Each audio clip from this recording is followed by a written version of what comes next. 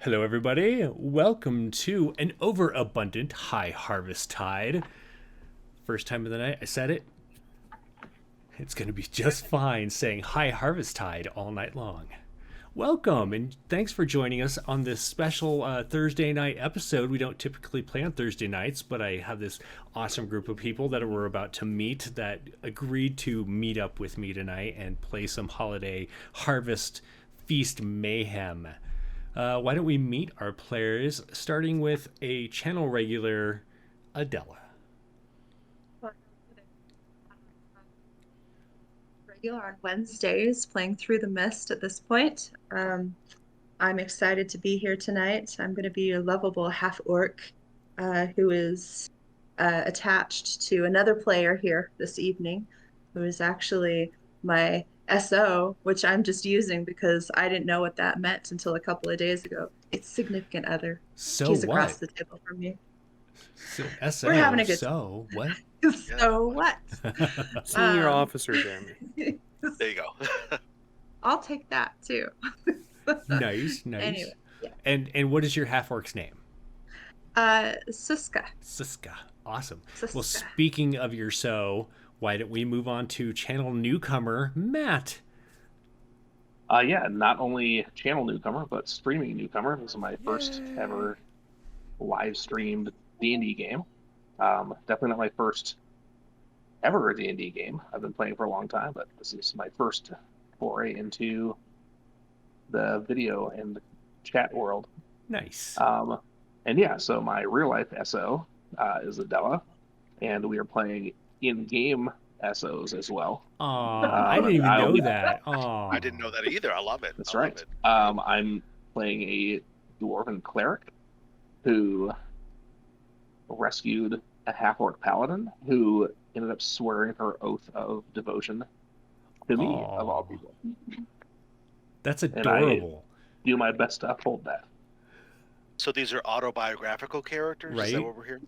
Yes, they are. Aww. Except for I'm not like 3 feet shorter than her plus in real life. So I did bring this. I know this is a gnome, but this is the closest thing that I had. Is that him? That's him. Harlow, yeah. He's got some bounce. I love it. And did you say your dwarf's name, Matt? My dwarf's name is Harlow Thunderfoot. Excellent. Perfect. Also, channel newcomer, why don't we move over to Kevin? Hi. Yeah, I'm Kevin, and it is my first time here. I'm super thrilled to be here. I have done some stuff with Jeremy over on my show, Game Night Heroes, and I am happy to be on this side of the table so he could punish me a little bit. No, I'm just kidding. We're going to celebrate and have some fun tonight. I'm super excited to be here, and I'm super excited to play my high elven arcane trickster rogue, Trevelos, who is a fun-loving guy who will, not steal anything from anybody. So we'll see how that goes. Awesome. When I put the wrong emphasis on Trevelos, let me know later because I'll be like Travelos or. That's fine too. And last, I'm going to call him Trey. Trey. Trey. I love that. Trey. Over here. Trey. Last but not least, Gilbert, who's also been on shows here before, but it's been a minute, so introduce your fine self. I'm Gilbert. You might remember me from the one episode of Through the Mist that I played before life came at me fast and started throwing a bunch of right hooks. But you're still here. I'm still here somehow. I am terrible at intros. I always do this. I'm a freelance writer. I play games. I stream games over on our channel, Rolling Nomads. I'm very excited to be back and playing with a fine group of people.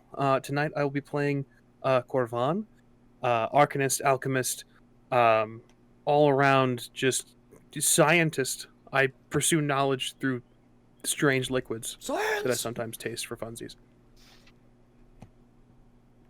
Perfect. Now, do you like? So this is the Arcanist that you went for the alchemy direction. Is that correct? Correct. Okay. And does anything about being an alchemist require you to not wear a shirt? Is that what we're getting with your figure? I made a choice to lab safety is important, guys. All right. I don't know why I put him without a shirt. He also has spikes on his back. Oh, I didn't even see that. Yeah, my headcanon is that he just drank something wrong one day and was like, I guess that's me forever now. I love it. That's perfect. I thought it was like kind of hot in here. Right? Lab safety is important. Cover up your nips. And I guess I should introduce myself. I'm Jeremy Hochhalter. For tonight, I am the Feast Master instead of the Dungeon Master because it is Highharvestide. And why don't we, unless anyone has any other things they need to introduce, no? Why don't we jump in? Yeah? All right. I actually wrote up a thing because there was a lot of things to say, and I knew I'd forget. So I'm going to try and read this without seeming like I'm reading it, so you let me know how I do. So tucked into a relatively quiet valley somewhere on the continent of Faerun is a small hamlet that sits amongst the groves of fruit trees, fields of vegetables, and verdant swaths of lands where sheep, cows, pigs, and horses roam free and graze. Virtually undisturbed by the effects of wars and earth-shattering events that typically plague Faerun, those who live in the hamlet are rarely disturbed, and for this, they're pretty thankful. If one's looking for adventure, they need only leave the Sleepy Valley and enter the great wide world, but if it's camaraderie and comfort that you seek, then there are few better places than this quaint hamlet. Tomorrow is Highharvestide, a celebration and of appreciation for the bounties of the harvest, and the people of the hamlet know that they have much to be thankful for. Farmers and livestock tenders have been bringing in their wares for days, and the wondrous sense of baked goods and hearty meals being cooked in preparation for tomorrow's festivities fill the air. A genuine excitement for the celebration seems to vibrate to the very air as the last-minute tasks are attended to. In the small tavern known only as Loomis's, a small group of companions rests, adventurers who only recently have returned home. Extra care was made by them in order to make sure that they could arrive in time for the Highharvestide feast, and the eagerness in their eyes cannot be hidden. A short gnome fellow wanders through the tavern. He has a rag in one hand, and he's looking around, mopping tables of spills and crumbs, kind of keeping things as clean as possible, but it's fairly packed in here, even though it's midday. There's a lot of people that don't have work to do today. Everyone's prepping for the feast tomorrow, and what work they would have done, either they've already done or will be doing it later on. And as this gnome walks over, his eyes light as he notices your group, and he walks over and he lays his arm down on the table, which is, about head height. He looks at all you. He says, "Siska, lads, it's been a while. Welcome back." As he speaks to Siska, why don't you tell us what Siska looks like? Siska, lovely 7-foot beauty of a half-human, half-orc. She's a proud woman. She used to be a gladiator back in her heyday. Alas, she got hit too many times and she went down for the count. But she was revived by her lovely man sitting across the table.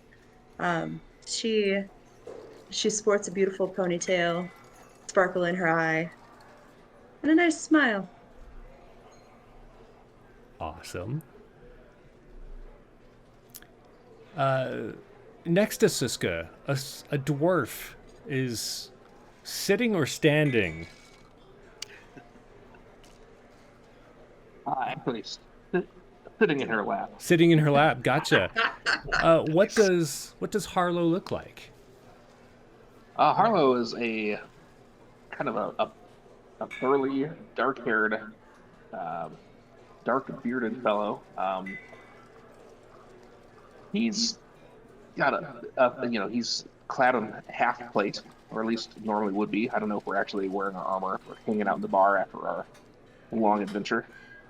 But he's got a bit of a rough and tumble look to him. Kind of always wears a bandana and some bangles and stuff on his wrist, and the various mementos and tattoos. He once upon a time was a sailor, until a large lass caught his eye. He rescued her from a gladiator's pit, and the two of them both sort of absconded and began a life of adventuring together. Oh. I didn't actually know this until right before the stream. I am just like, oh.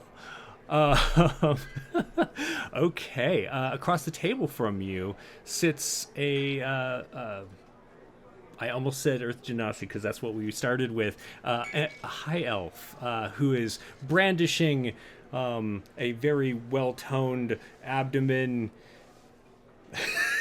for the world to see. Sorry, I'm just going to keep making fun of your video. I'm sorry. Tell us about... Is it Carvos? Carvon. Yes. Carvon is tanned. He has some discoloration up near his shoulders as he goes towards his chest, proudly displaying his physique. He is likely putting some finishing touches on his homuncular servant. This little, this sort of like toy dog type of figure. Just tinkering with that. Has his goggles pulled down. The green lenses kind of just glinting off the light glinting off those. Yeah, he's just tinkering at the table, hanging out.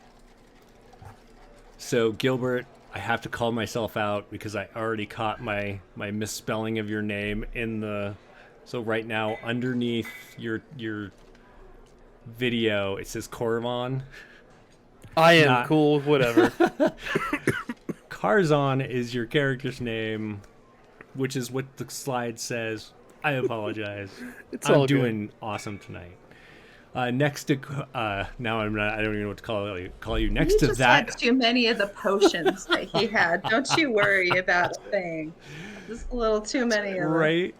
Next to that elf is another elf, much more dressed than the alchemist. Why don't you tell us about Trevelos?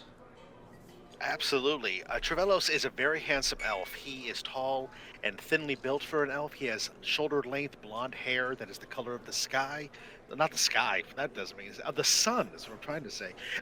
His eyes, we'll say, are the color of the sky. Why not? He has a wide-brimmed leather hat that is very finely oiled up. He also has a matching long duster-type cloak that has red accenting on the inside. A very bright sky blue tunic that is got lots of embroidery. He's very flashy. He has fingerless gloves that also have a bit of a stylistic knitting on the backs of the hands.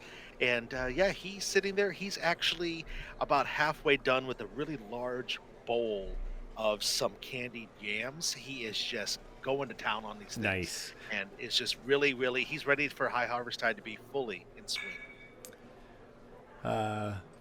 So, Brandy is this fellow's name, this gnome, and he eyes that, and you know him, he eyes that bowl of candied yams. He's like, where did you sneak those off from? Well, we certainly have our various things that we'd like to do, and we're out traversing. I cannot give away my secrets, friend. You just make sure there's enough left for tomorrow's feast. Oh, of course, I wouldn't dare interrupt it. Where have you all been? I haven't seen you in a minute. We went on a very merry chase of a mystical treasure from far off, and you would be happy to know that we did retrieve it and brought it back to its rightful owner. Isn't that right, Siska? Yeah, what he said. Would I lie about There's such a little bit more. There's a little bit more to that. But yes, for the most part. I think you'd be most. Hold on. I have to figure out my accent. Sorry, guys.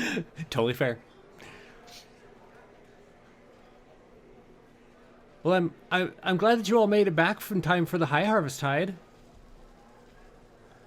Of course, We wouldn't miss it for the world. It wouldn't be the same without you here. I know it Don't worry about it. It is true. Irvan, is he ready to begin the festivities proper? Has he finished preparing all the succulent desires that we wish to have out on our tables?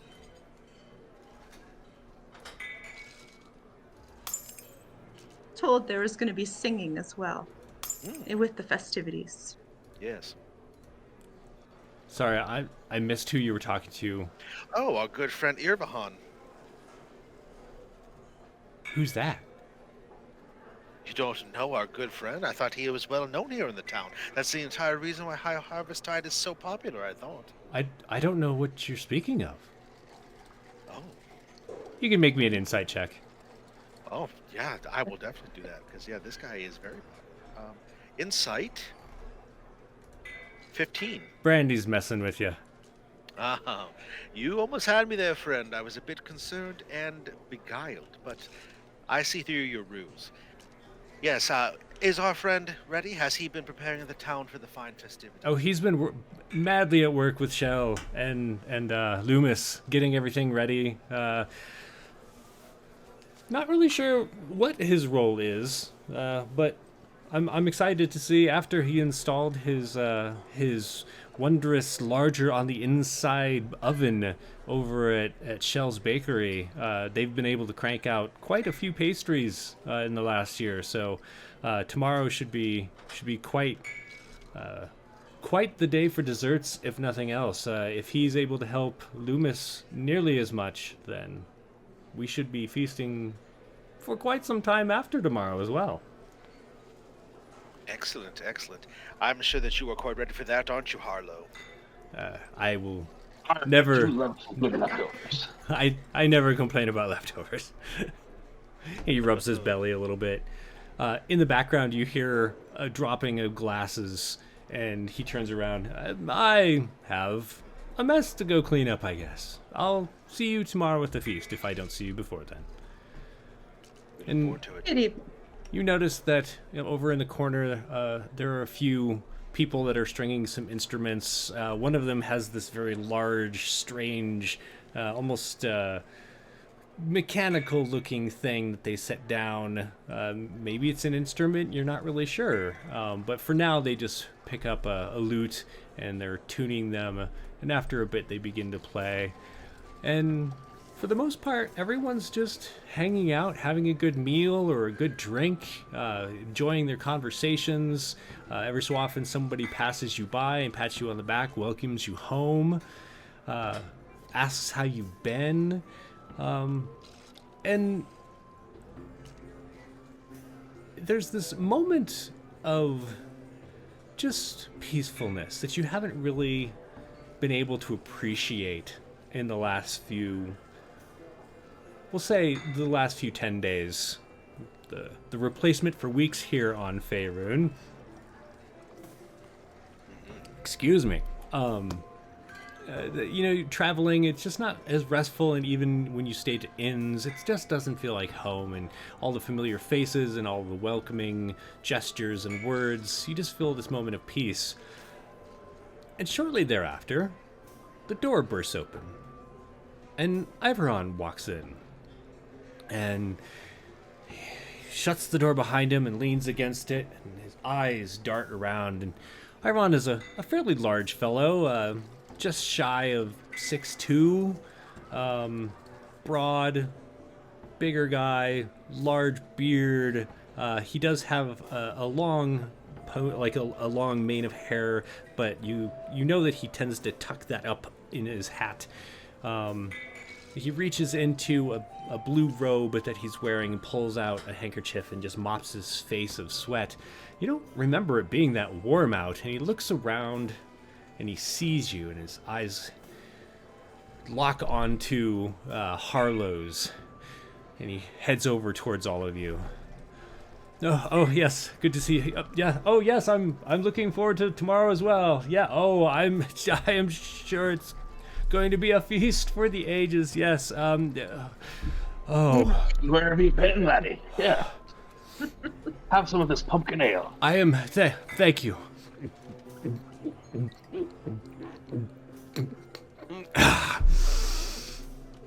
Oh, I needed You look that. like you've been in an oven. I've been near an oven. There's a bit of a problem, and I was hoping, seeing as how you might already be prepared, adventurers as you are, that you could lend me a hand. And as he says, lend you a hand, and Harlow, as he's drinking this, there's obviously something wrong with his hands, but as he's waving his hands around, all of you notice that he has several more fingers than he should have. And he's just kind of like, last time you saw you saw Iveron, those were not there. We will certainly aid you whatever way that we can. What exactly is vexing you, old friend? Hang on. And he shakes his hand, and the fingers just like fly off and disappear until his hands look normal again. You see, I was trying to help.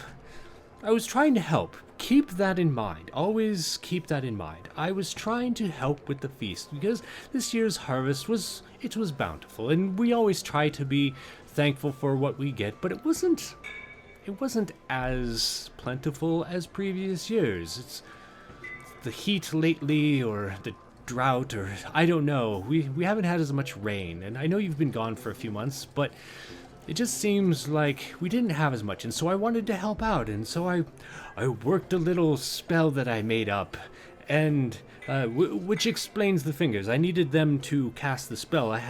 It's very intricate, you see, and details. It absolutely worked. It has absolutely enhanced the vegetables and the food that was being prepared, but maybe not exactly how I planned it to enhance them. Everyone, just make a perception check.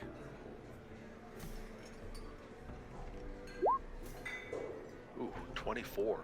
Nice. Adela, yeah, that's a Wednesday roll right there. Perfect. Oh. Perfect. All right, and 24 from Corazon. perfect. And there we go. That's 20. All right, so Siska, like, you're paying attention to what he's saying. Your eyes are kind of like darting around to try and figure out where those fingers went that were on his hands.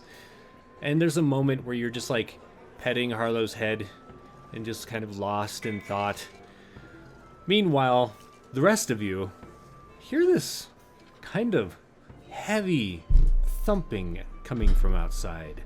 It's fairly rhythmic, and it seems to get progressively louder. You're not sure exactly what it is, but the color just drains from Iverhan's face. And one of them may have followed me here. The food. Yes. The food followed you. Yes. Because I know we have such It's a the food walking. Yes. Ooh, this is interesting and bears fruit. My love, could you buckle me back in, please? So what I was thinking is, Yeah. I have these potions, you see, and I thought I'd give you each two. I'll give you each of you two of these potions. And you know, I've helped you out in the past, and you know, there's been a couple incidents where, you know, there's been embarrassing moments and I haven't mentioned them to other people, and I was hoping we could keep this between just us and kind of hush hush, and maybe you could just go out and take care of things. Here's the problem as I see it. So I was over at the feasting hall, and I was helping Shell prepare things when the magic it took a turn. We'll say it took a turn, and things began to move around of their own volition, and perhaps they're getting a little rowdy. And so, I made a strategic move out the door, thinking that I would shut it and lock these things inside. Not thinking A very full that plan, yes. Shell is inside. And despite my shouting, she hasn't answered. So I thought I would go get the key from Loomis, who's over working on his baking and or on cooking the turkeys. And well, so I went to find Loomis, only to see Loomis being carried off by a creature, and I believe they're now in the windmill. So Well, Shell and Loomis are, of course, our other two most closest companions. We must rescue them, and we must find them. And don't not worry, friend. And Trevellis will stand. He'll put a hand on his shoulder, reassuringly. We will thank keep all you. of this between we friends, and we will make sure that we will deal with this as quickly and as efficiently as possible. But might I also say, awesome job. Very, very good. Very well done. I hope it's delicious, whatever they say when you're eating them. Sweet, sweet man. And Siska's going to pull him in to her bosom, so he's like right next to her man. I missed you all. Don't worry. I'm We so will glad take you're care all of home. And pat him on the head. Such a So each of you can put down, just put down magic brew, 2 of them. Magic brew. magic brew. I love that. Iron will tell you. I designed them to be kind of for the festivities tomorrow. They do pack a punch, so anything beyond the first one, you're gonna have to just moderation. Everything in moderation. But I couldn't He's really talking to tell you, you. Curzon. I couldn't really tell you exactly what it'll do. It's meant to be a surprise. I do quite Surprise! enjoy surprises. I enjoy the surprise, yes. You mean I wasn't supposed to drink this now? Oh, Do you drink one? Roll a d6 for me. I love this. While you're So rolling interesting. that How d6. do I do this in Roll20? Oh, just for speed, I'm just gonna roll it for you real quick. But on the left-hand side, there's a bar, and there's a die on the bar, a 20-sided die. You click on that, or you hover over it. You go over to the d6, and you would click on the d6. Excellent. I'm gonna have you do the same thing with 2d8. So left-hand side, d20, hover over it, go over to the d8, and actually there's an option for 2, so you can roll 2 at the same. Perfect. You have 10 temporary hit points as this effervescent feeling just seems to buoy your spirit and your body, and you're just like, I could take on the world. I like it. There's a rad. certain hint to it that's like, you have felt this after maybe a couple of beers, like a fairly strong alcohol content. You're not really Now, tipsy yet, but as a it's dwarf, like that. Right. you know. Yeah. So Another! it's like pre-tipsy feeling. Nice. Um, Now it's a party. Brew is indeed magical. Over in the corner near one of the windows that's open, the lute player, there's this twang as they break a string, and the rest of the band stops and looks at them, and they're like, "What is that?" And they're staring out the window, and that thumping noise just gets closer and closer. What do you do? Not to worry, friends. The Highharvestide festivities and entertainment is about to begin. Shall we go, friends? Make a either a performance or a deception check. Oh, Your my, choice. Okay. Both of those are just a +1, so let's see what happens here. I'll do Oh, I thought that was his. I'm just like, oh. Nice. 16. Several of the people sitting around, they're like, oh, they're going to do a show. I didn't realize. Oh, that's a...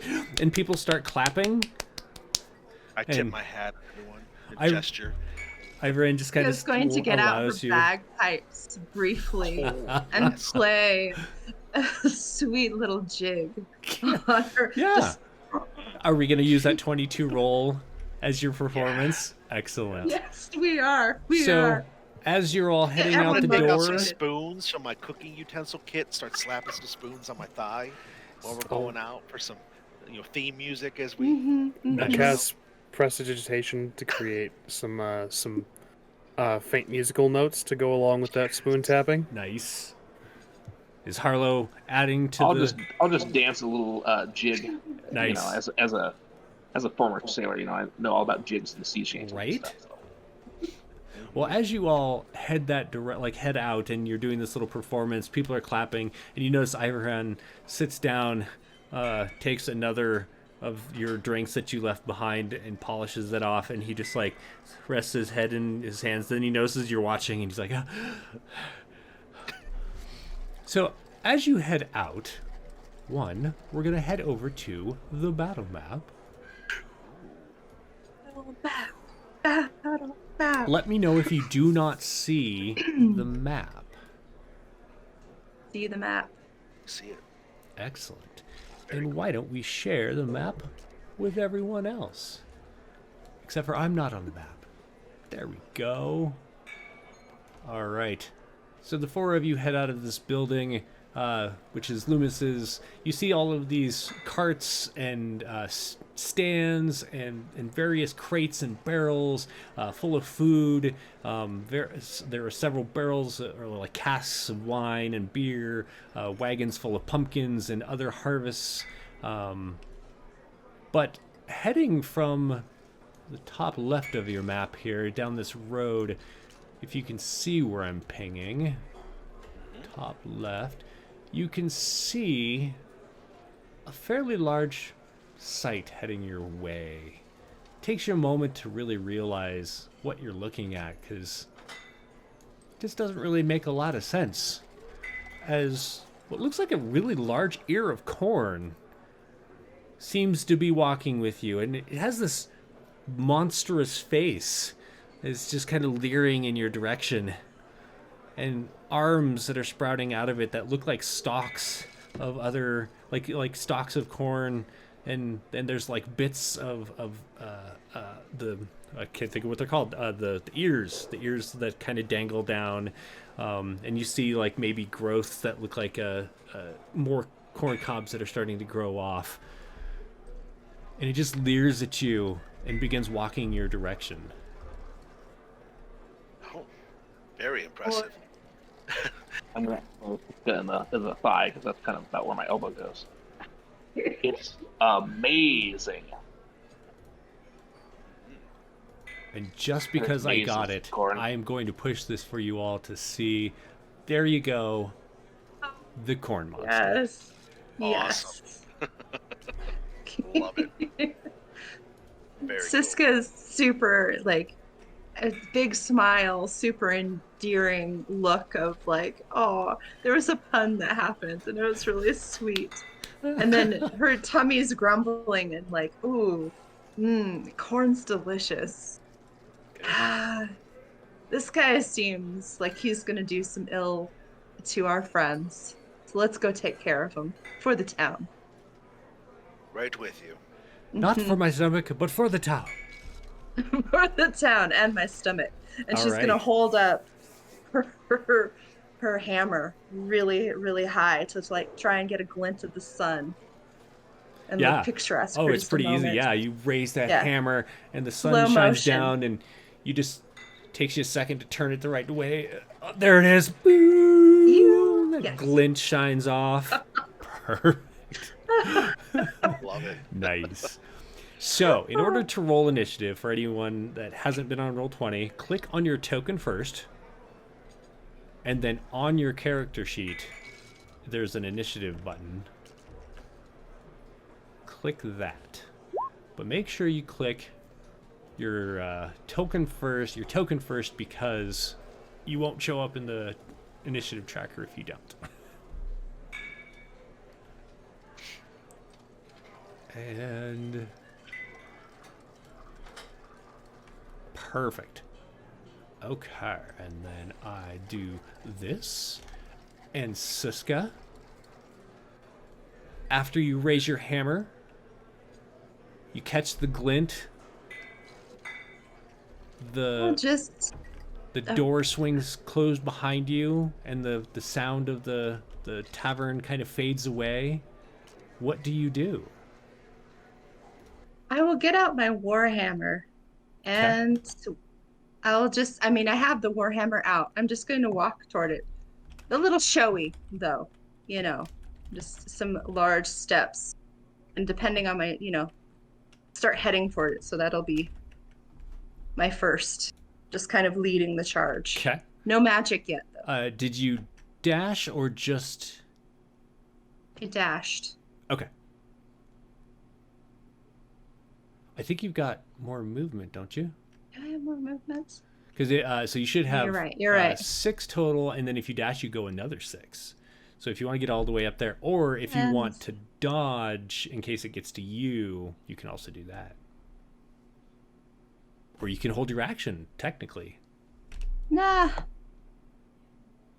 All right, I think Dashing? Does that take me there? Perfect. That takes me there, and All I'm right. dashing. So, brilliant gleam of glory off of Siska's hammer as she leans into her run, charging towards the corn cob creature. Carzone. I'm like, did I get your name right in the turn order? What do you do? I will just glare at the corn cob and then just start fishing around in a bunch of vials on my belt. Okay. And load one into like this sort of launching mechanism. Oh, and nice. Fire it at Siska. Okay. At Siska. Casting enlarge. Oh. Do you need to hit her, I'm assuming? It's just a range of 30 feet to spell. Interesting. I think you need to move up, but...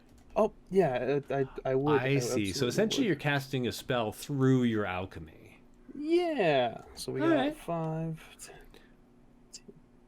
20, 25, and 30. Is that? Oh, I might not be able to do this She turn. is too far away. You're so 1, fast. 2, All right. 3, I will You have one instead. more. You can go Oh, here. Go, yeah, one, and then... Nope, still 15 feet Not a too far. problem. She really got over there. Yeah. No worry, so fast. That changes things. I'm gonna position myself. I'm gonna dash 5, 10, 15, 20, 25, 30. Right there. Okay. And action. Yep. That is, I believe that's my turn. Okay. Yeah. Yeah. That's me in a handbasket. Well, as you dash over there and you stop to prepare what it is that you're doing, the corn creature continues moving forward. And first it clicks on the right arrow so that it can move itself. There we go. It moves forward. And it looks down at Siska because it's quite tall.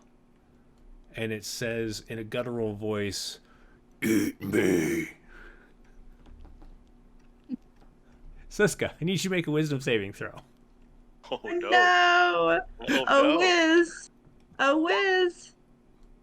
Nice.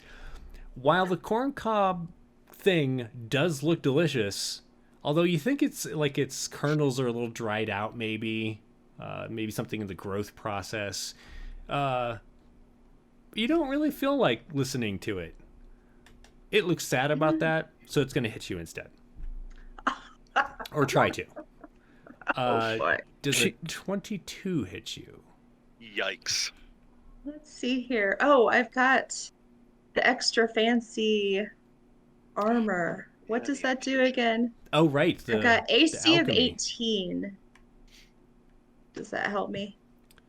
Is your AC Nope, normally it doesn't. 18 plus? It's normally 18 plus whatever I get from the cool thing that Karzon gave me. Let's see. Armor of magical Armor. Armor of magical strength. I've got it pulled up if you'd like. No. See. I've got it pulled up if you'd like, Jeremy. Oh, I was reading it. I don't think it helps in this. In this case. Yeah, in this Okay. case. It All hits. right. So it seems Ay, ay, very ay. irritated that you didn't take a bite out of it, and so it just swipes this large arm that looks like the end of it is leaves, but they kind of move around like a hand does, but the club of the corncob arm just smacks into you. You're going to take 18 bludgeoning damage. Ooh. Yeah. Right. So Trevellos, across the way, you see this happen. What do you do? Well, I am definitely going to let everyone know that I prefer my corn to be popped. So I'm going to move a little bit closer. Okay. I'm going to move 6 to there, and then I'm going to blast it with a firebolt spell. And yeah, let me go ahead and roll that. Maybe. There we go. That is a 19 to hit. Firebolt. That does hit. What is your damage? Alrighty. So, yeah, I gestured. There was a bit of a gesticulation in my hands. I turn, and when I flick my fingers forward, there was a small little bluish white dart that juts it forward and does 14 points of fire damage to this corn golem. That is amazing. You notice as your fire strikes it, it just wreathes through the various those little hairs that grow in the corn and get stuck in between them, and then they get in your teeth, and you're just like, oh, why is this in my teeth? And it's so annoying. Those ones, they just begin to burn, and the golem's like, ah. It seems like it did more damage than you expected it to. Excellent. Well, Harlow, I hope you have the butter, friend. Oh, have I indeed. Also, I apologize. I just realized I was trying to click on the spells in my character sheet, like the little eye symbol, and I have been apparently casting them over here on the No side. worries. Not my intention. It happens. No worries. Don't worry about that. However, I just got to check something real quick. Yep, that was more than enough fire damage. I need Oh, no. Adela to make a dexterity saving throw. Oh no. boy. Oh, no. I would okay, like cool. to use Flash of Genius for Siska's roll. Does it grant advantage? It grants a bonus to my intelligence modifier, or bonus of my intelligence modifier. Oh, nice. What is to the your roll. bonus? That is a +4, so it's a 14. I'm hoping that Okay. does something. When it comes around, I'll tell you what happens. Gotcha. It has to wait for a moment. But thank you for rolling that. Thank you for the bonus. And anything else, Trevellos? Nope, that is it. That's my turn. Okay. Harlow, the love of your life, the woman that you pulled from the gladiator pits, just got thwomped by a ear of corn. What are you going to do? Well, first, like, my love, why you must remember my short legs. And let me see how close I can get to her here.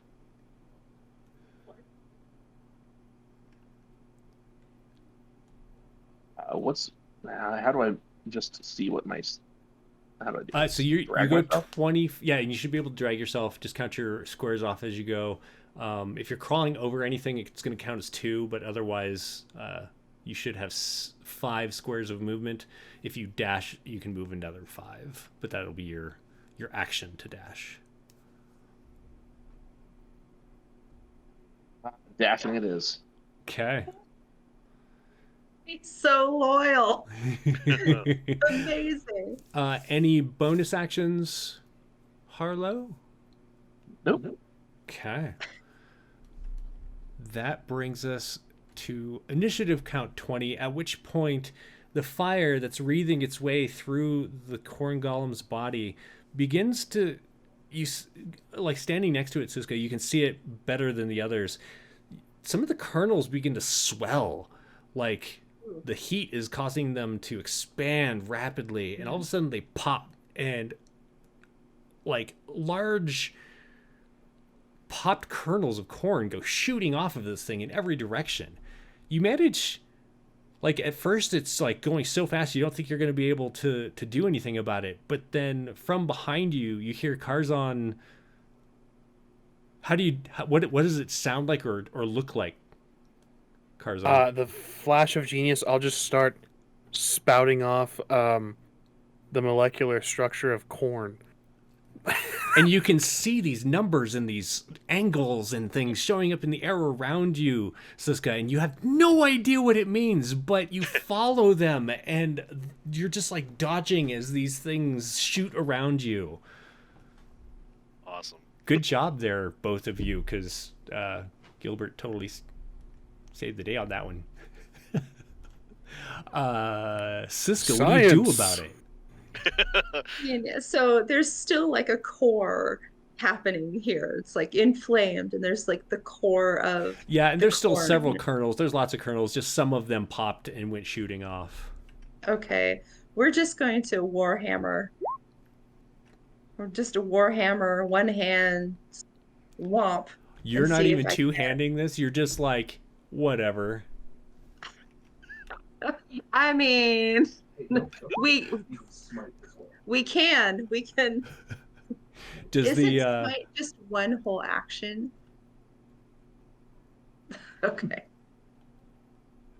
We'll do a two-handed. Two-handed? Okay. Womp. Okay. That definitely hits.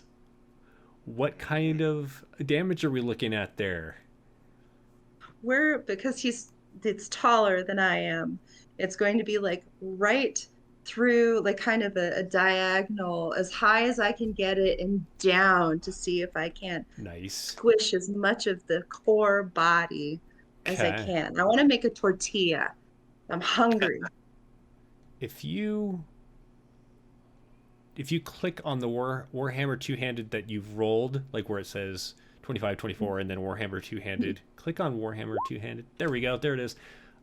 6 bludgeoning. So your hammer just rips through this thing's corny flesh, ripping off kernels and cob as it goes.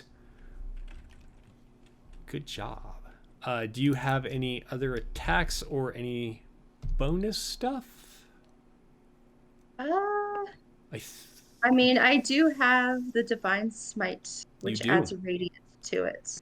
Would you like to do that? So, you know what? Why not? Okay. Nice. Yeah. And in the trail of the hammer's arc, there's just this streak of brilliant white light that sears through the golem's flesh. Do you have 2 attacks? Oh my gosh, I do. I think you got 2 attacks at level 5, but I'm not totally sure. I don't play paladins all that often, so. Neither do I. She should have an extra attack, yeah. Right. So go ahead and roll your Warhammer two-handed one more time from your sheet. The 10 is gonna miss. So as you like swing back, are you like swinging up? What does it look like? I think up and back and down. And it's actually kind of reeling from your first one, and so it's not where you thought it was when you swing back down, and it misses. Anything else?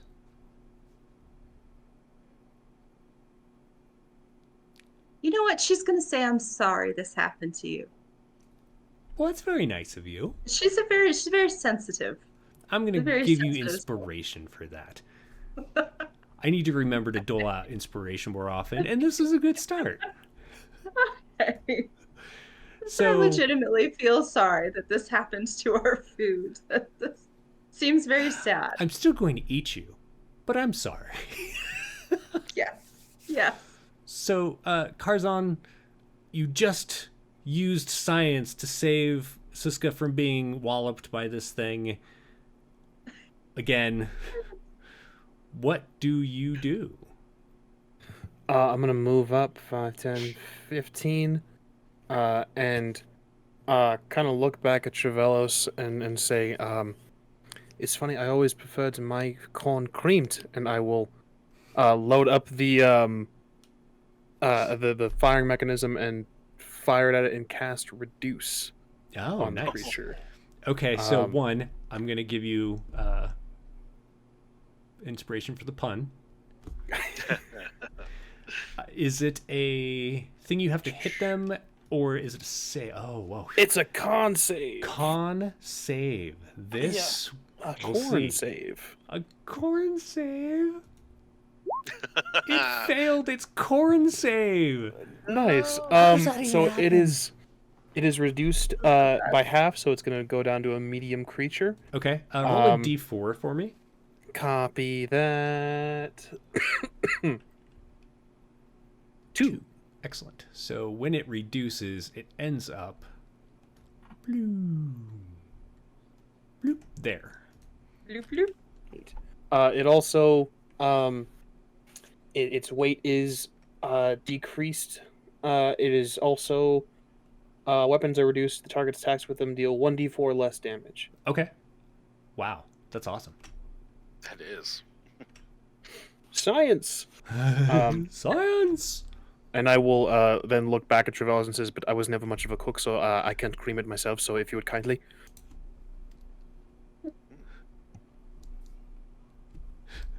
Excellent.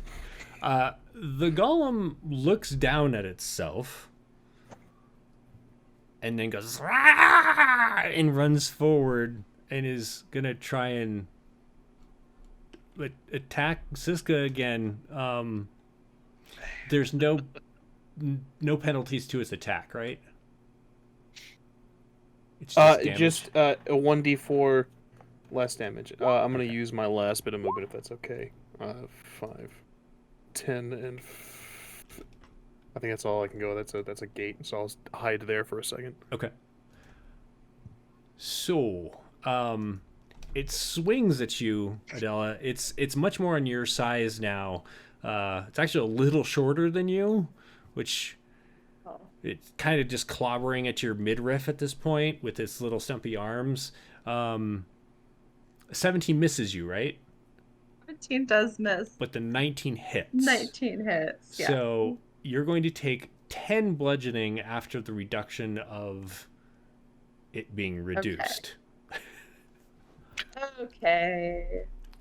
Sure.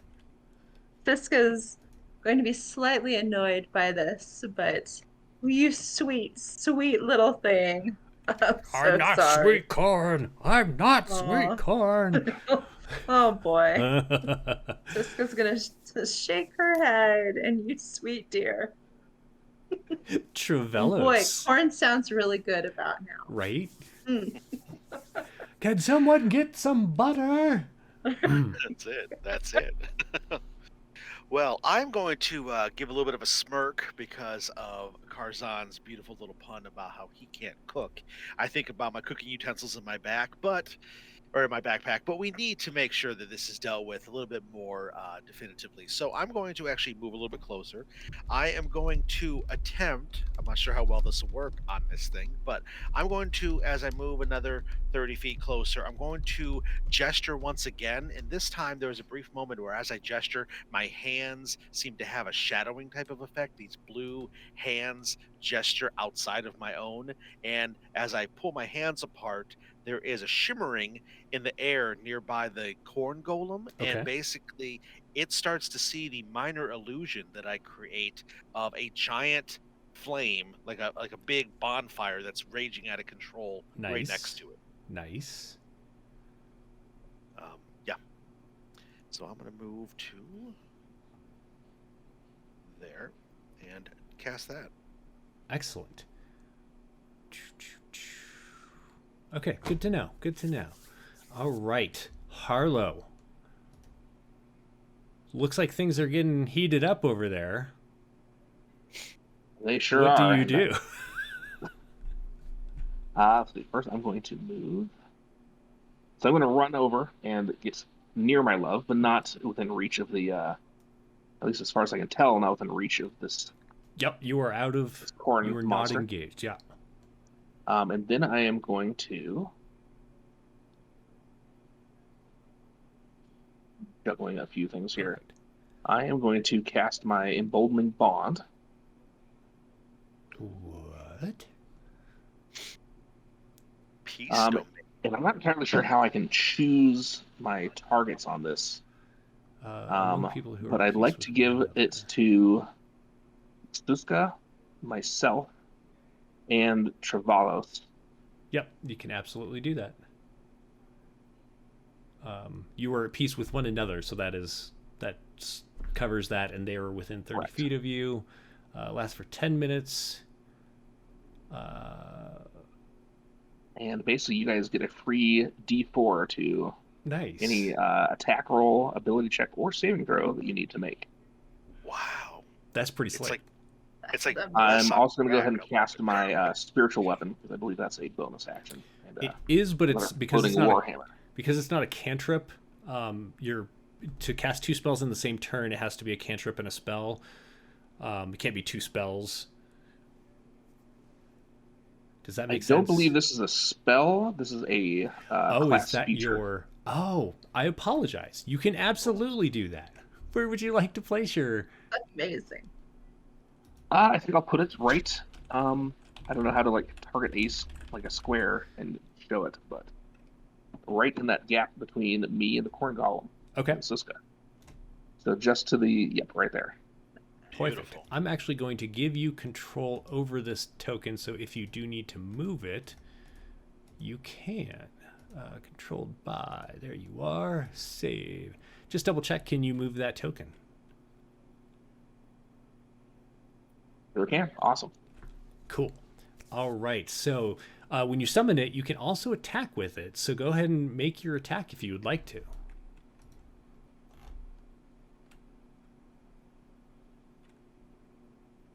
I would like to, and I am going to figure out how to do that right now. Did that attack? No. I believe if you click on the spell under the spell sheets, it should show up. You might have a button on the front of your character sheet too, beneath You your know, you're attacks. probably right. Oh yeah.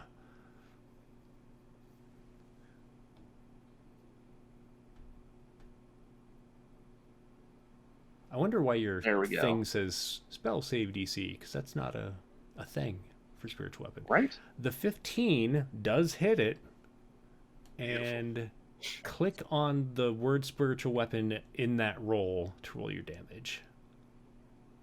Perfect. 7 force.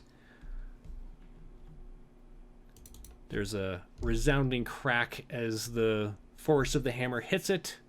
Anything else? I'll kind of out of breath. I made it last. Let's butter this corn up and get it popping. Nice. All right, back around to Suska. Fantastic. Well, I do actually have, let's see here.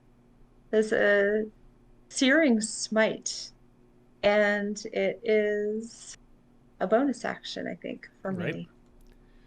So I should probably use that. Yeah, so you cast it, and then the next time you hit, it deals that extra damage. Mm-hmm. All right. And now, do I do 2 for each weapon? So once you just the cast one? it and it hits and it goes off, so it has to be on a successful hit. Okay. So if you miss with one, then it'll go off on the next one. But once it hits and goes off, then it's used up. So then you would make it, yeah, and that absolutely hits. So we'll add that 4 fire damage to your 6 bludgeoning. So it actually becomes 8 fire, 6 bludgeoning for 14 damage.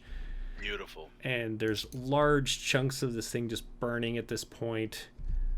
It again roars in pain, but it's a much higher pitched roar now because it's so tiny compared to what it was.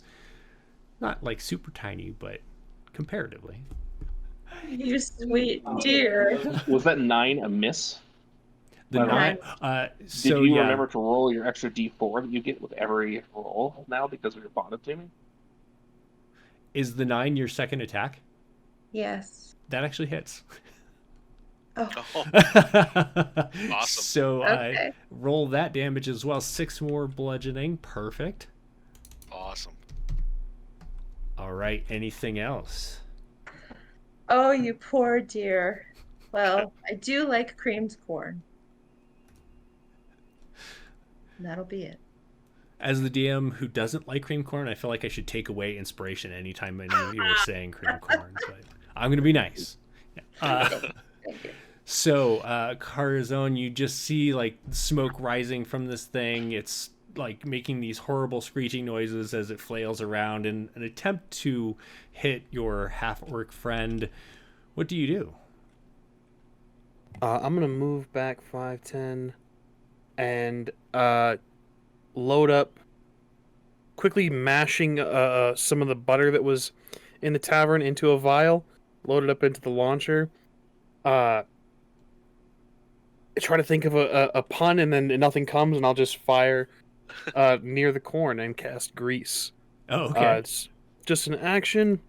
It's a 10-foot square. It's so slick grease covers the ground in a. Oh, I should just click this. What am I doing? There we go. and do you know how to draw objects? I do. If you just want to draw a square where it is. Will do. Bam. There is the grease. Nice. The corn must make a dexterity saving throw or fall prone. We're buttering it. Because large golems made of corn are so dexterous, it is going to fall down. It's prone.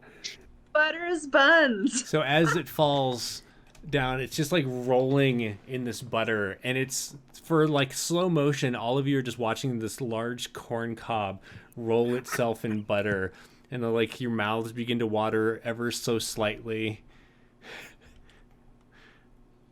Brown. Okay. Are the kernels of corn like this big or bigger on like each individual corn? So kernel? now that it's shrunken down because of the reduce, they're more like, I would say, maybe double the size you would expect.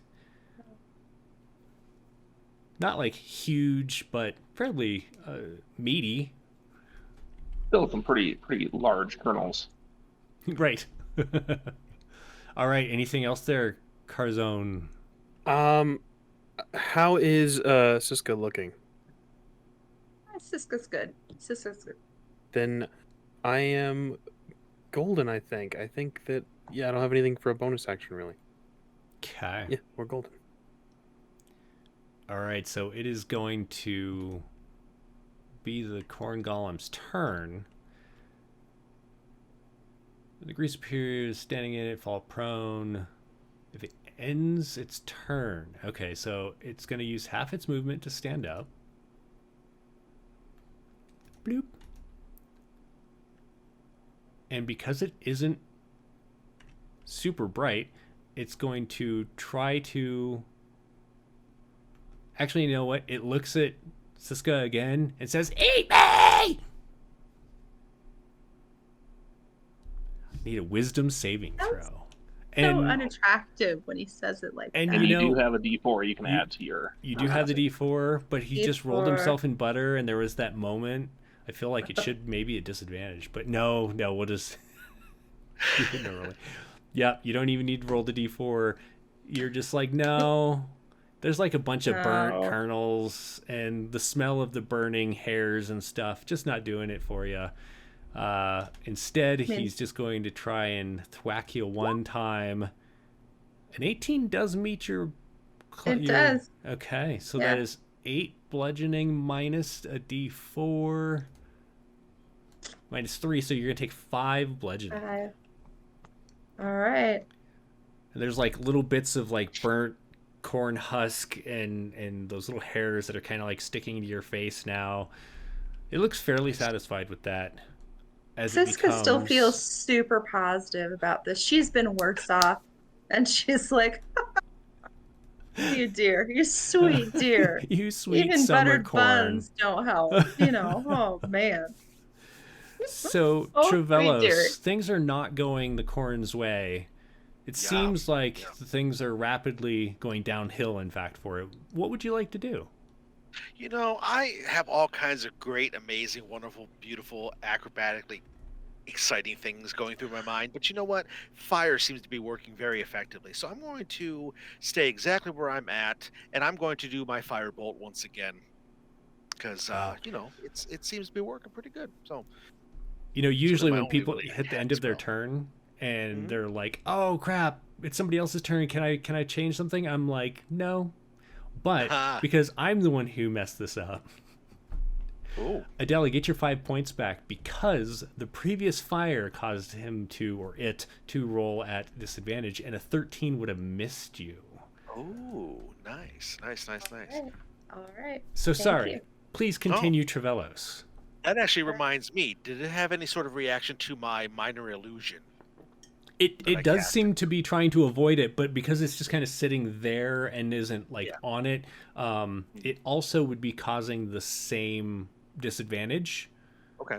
if Cool. it wasn't already on fire. Nice. Okay. Very good. Yeah. So my firebolt is going to be That's gonna hit. 18. Yeah. So we're going to do damage. 4 fire. So not great, but it's something. Yeah, and you're pretty sure that it definitely has a heftier effect than just that 4. Excellent. It blows off a large chunk of like that kind of weird little bit of growth that's coming out where its head is. That Nice. kind of bursts into flames. It's kind of teetering, trying to stay up. Excuse me. Even though I also forgot this, I blame Gilbert. I'm going to use this as its chance to try and stay upright. And it falls prone again. Yay. And I could, as a bonus action, dash closer, but you know what? They've got this under control. Yeah. So, In fact, it's stay just where I'm kind of twitching now. It's not even like roaring or much of anything. Harlow, what do you do? You know what? I think I'm just gonna keep piling on. The flames that I'm about to cast are a little more sacred than others, but hopefully it'll still have some effect on it. Okay, and because it is prone, it has disadvantage on Oh, this you know, dex you're right. save. A 13 at disadvantage. My spell save DC is 15. Oh, it's so- 15. Okay, perfect. Then it is successful. You're going to roll 2d8 for your damage. I don't see a... There we go. Nice. 6. So Nice. this light just beams down on it. What happens to it as it dies? As the holy light beams down upon it, and the kind of white flames snake around, first a little sizzling. Sorry, I think... Are you Realize- muted and I'm okay. hearing you? I was. So Sorry. as the like the silvery light of the heavens beams down and the flames kind of snake its way around it, at first a little sizzling occurs, and then pop pop pop pop pop pop pop pop pop pop pop pop pop pop pop pop pop as at least half of the kernels on its greased buttered body pop into Yeah. And if you knew what a movie delicious version theater of was, you'd just horror. be like, this smells like a movie theater. Yeah. Trevellos is looking around at his backpack for some sort of bowl or mixing container of some sort. Starts trying to catch it. Yeah. As this flames there's subside, definitely- I might sneak up and grab a couple of pieces. Yeah. They're probably now about this big. Yeah, I would say you'd be able to hold it in a fairly clenched fist. Yeah. You do notice that some of the popcorn has burnt, and so you kind of avoid those. They're giving off a horrid smell. You definitely don't want that to be in your house. Oh It no, just only the lingers. choicest looking. popped kernels, none of these scorched ones. Excellent. Not the bottom of the microwave bag popcorn. Right. So as you as you look around, you don't see any other fruit or vegetables or other kinds of food heading in. And Iron had said that, you know, most of the stuff that he had seen was up at the feasting hall, which, you know, is, you know, off that way. But you also know you can't get into the feasting hall without the key, which is apparently over at the windmill, which is more like that way, over that way. What do you want to do? I think we should go to the windmill. Before we do that, though, I'm going to use an ability of mine. I'm going to use one of my channel divinities if I can get this to show up here.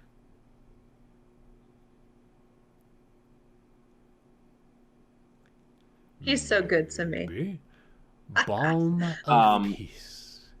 Yes, I guess I have a couple more of these because of my proficiency, but this is going to restore 2d6 plus my wisdom modifier to Fluska. Nice.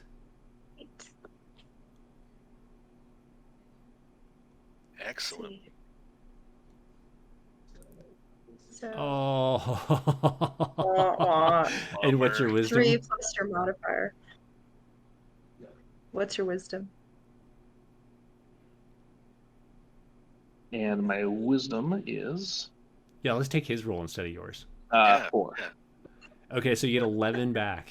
That's awesome. Okay. Much better. Yeah.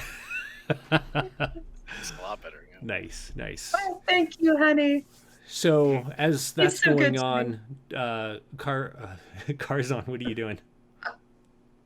I'm gonna gather up samples of the corn Okay. for later research. Yeah. This is why you get along with Iveron so well, because he would also be doing the same thing. All the research. All right, so you're all gonna head off towards the windmill. Of course. We have a choice between a windmill and a locked up palisade. It's exactly like that one time in that far distant land of Hamlet, if you remember that time we all adventured there, friends. Yes.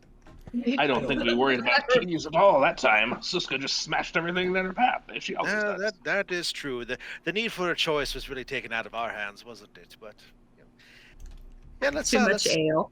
let's Didn't sally they say forward. that one of our friends was at the windmill as well? Yeah, so Loomis, who Yes, owns the Loomis. tavern and is the one in charge of like all the baking and cooking, or sorry, not the baking, all of the cooking. Shell is the baker, Loomis is the cook. Yes, we must save them. Loomis is one of our closest and dearest boon companions, and we will not tarry very much longer. So, great work, everyone. I pop one of the kernels in my mouth, Excellent. and I realize it tastes a little funky, and it just kind of comes out. First, maybe got a little bit more of that butter. Yeah, Oh. certainly. And I've got some different containers and different little vials of the oils and butters and different sorts of seasonings that I'm piling on for him, sprucing mine up as well. And I think that while we're traveling, that he and I are going to kind of share and kind of, find out the best way to get this thing really as great as it can be. Nice. Ooh, that pepper. It gives it a little tang. I like it. That's an elven secret, friend. Take that to your grave. Well, I hope I don't take it to my grave. I'd rather eat it. Well, your grave many, many years from now, of course. Not anytime. Siska and Corzon are like, Corzon,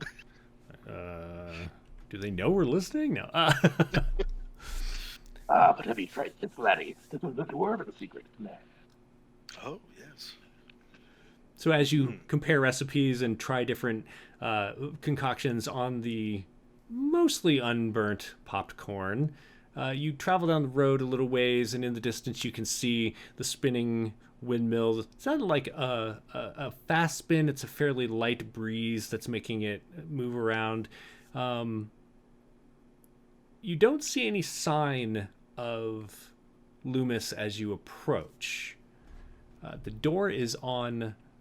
As you're looking at the map on the right side, I'll just ping it. It's right there. But how do you want to approach this? Do we hear anything strange as we approach? Do we see anything strange? Smell anything strange? Why don't you go ahead and make a perception check? Oh, I would love to. My dice +7. I'm very good at perception. Perceiving. Nice. As 21. you're getting closer, coming from the other direction, the direction from which you know that Loomis would have been working on their cooking, there's a pretty hefty red smear across the ground that leads up to the doorway. I'm gonna lick it. I gotta just. Do you really? I gotta know. Make it an intelligence check.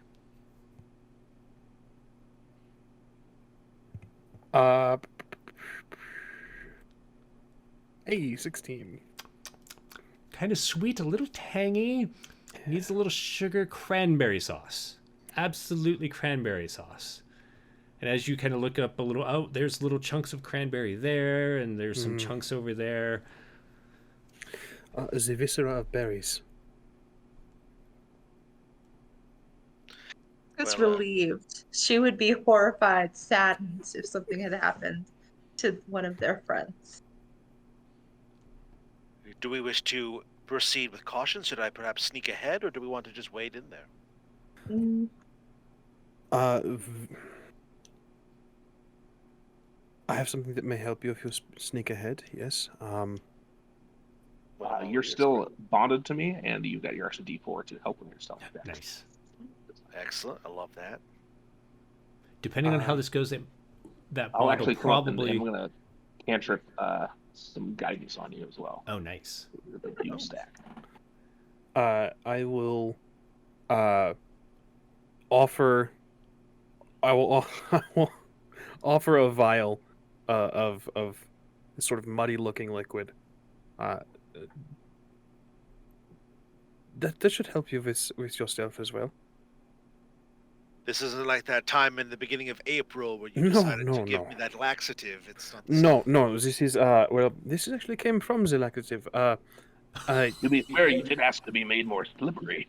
That was- is that. You know what? You are correct, Harlow. Very, very true. Took a little experimentation, but no, this will help with your stealth. Very You'll well. be- I welcome it. I'll drink it. I'm I casting trust him. Oh, invisibility.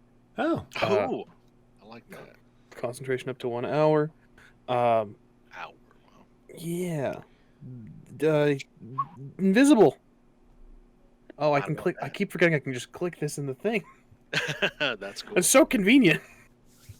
I love that. so Same Harlow, thing. your bond, depending on how this goes, will likely last through this encounter because it's a 10-minute one, right? Yeah, So that's 10 you're minutes. nearing about 8 minutes by the time you walk up here. So more than likely it'll last through this, but I'll just kind of Okay. keep Well, a- let me know if it does not, or Sure. or I'll just start counting turns, and if we hit 20 or so. Okay.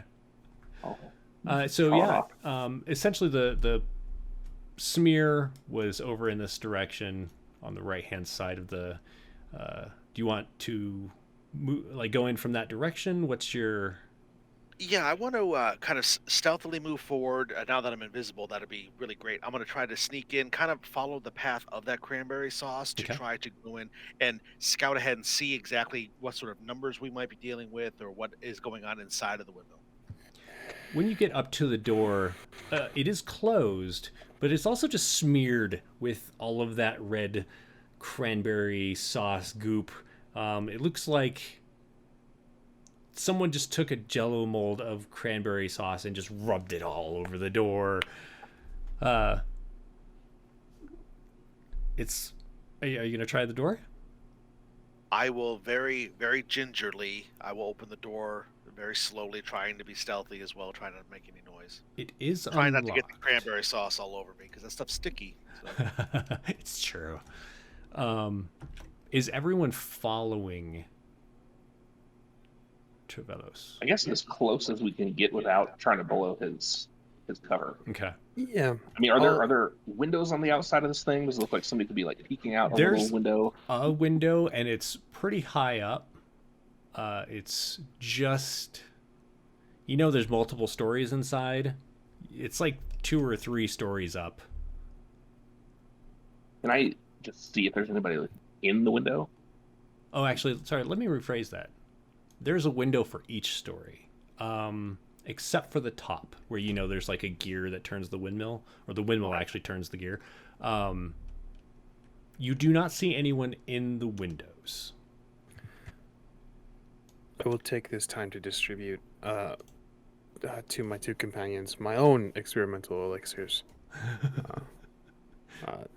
Just 2 vials, and I'll say, you drank is the one previously given to you by our companion. This one should not have any adverse effects when combined with that. You may have some bubble guts, but should be just fine. And I'll hand 1 to each of them. Oh, guys. You. Huzzah. Is that to Harlow and Siska, or are you also just holding one out for Travelos to take? I only have 2, Okay. And with Travelos going ahead, was just to Siska and Harlow. So on the new map, I have all of you there. That's just for you to be there when you get there. Let's just say you are 20 feet away from this position. Does that sound fair? Sounds good. Okay. So you are at the door, Travelos. Mm-hmm. It is Yeah, unlocked. I'm very stealthily. Yeah, I'm very stealthily. Open it, peek in, try to see what I can see. There's a little bit of a creak as you open it, but it's not very loud, and in fact the goop on it seems to kind of muffle the sound or kind of, you know, lubricate the hinge, and you peer in through what how far you've opened it, and it's fairly dim inside, but with your dark vision you can see in the shadows that there is a smear of red that goes off towards a stairwell that leads up. There's some dumped over sacks of rice, some crates that have been tossed around, but you don't see any signs of a creature or your friend Loomis. I will slink back over to the party, and I will get right up next to Harlow's ear, and I will say, "It seems there's no one in there." Did you hear me okay? It seems that there's no one in there. We seem to be all right. Yes. Quite. Kind of looking around in your general direction. Mm. There's no one on the first floor. We may be able to have me proceed to go in further, or we can have you all follow a bit closer behind. You didn't hear anything in there. I did not. It's rather peculiar. They're either higher up, or perhaps they've moved on. I dare hope that Loomis has not been taken some other place, because then we'll be searching who knows where. Well, I say we pile on in there, and then maybe you can check out the next floor. I like your style, and I will, as I'm saying that, I will turn. I'll try to go back inside. I'll leave the door open so that they can follow me inside, so there's not, like, door moving back and forth a lot. Okay. You should be able to move your tokens so you all can move on in. I'm actually not sure what you can see. I didn't check that. I have the various levels on the same map just so we don't have to flip between maps. So I will just move you when you go upstairs to the map that you would be going on to. As you enter in here, there's like a pungent smell of kind of, you know, that sweet but tangy cranberry sauce smeared just like on all sorts of surfaces. It's on some of the pillars, it's on the ground, it's on bags of flour and oats that are over in the corner. There's like some rice bags that are there that it's just like spilled out. The inside of the door, it opens in, and if you were to face it, the left hand side would be the part that opens, and that side is just like covered in this goop. So there's just like cranberry sauce everywhere. It's very hard to tell any other sense from that overpowering smell. But make a perception check. We'll do a group one. Beautiful. 16, 15, 18, and 12. Yeah. Up above, you can hear a faint voice. Get away! You stay away from me! We are drawing closer. That show. Oh yes, I was just testing you to make sure you were paying attention. Or no, it's Loomis. Oh, I'm sorry, Yes. did you say something to Loomis? No, I was just saying to our group in a hushed tone, like, is that Loomis? Because it is Gotcha. Loomis in this one, right? yes, I believe so. Sounds like he is under attack. I will start moving up the stairs. Okay. So creeping up the stairs. Are you doing so stealthily? I'm doing so quicker than I did when I approached the windmill, but Gotcha. I'm still trying to be quiet. Yeah. Are you all trying to be quiet as you are you following? I guess I should ask first. This is gonna follow. So why don't we all Yeah. do Try a and- stealth check? We'll just see how quietly the group moves together.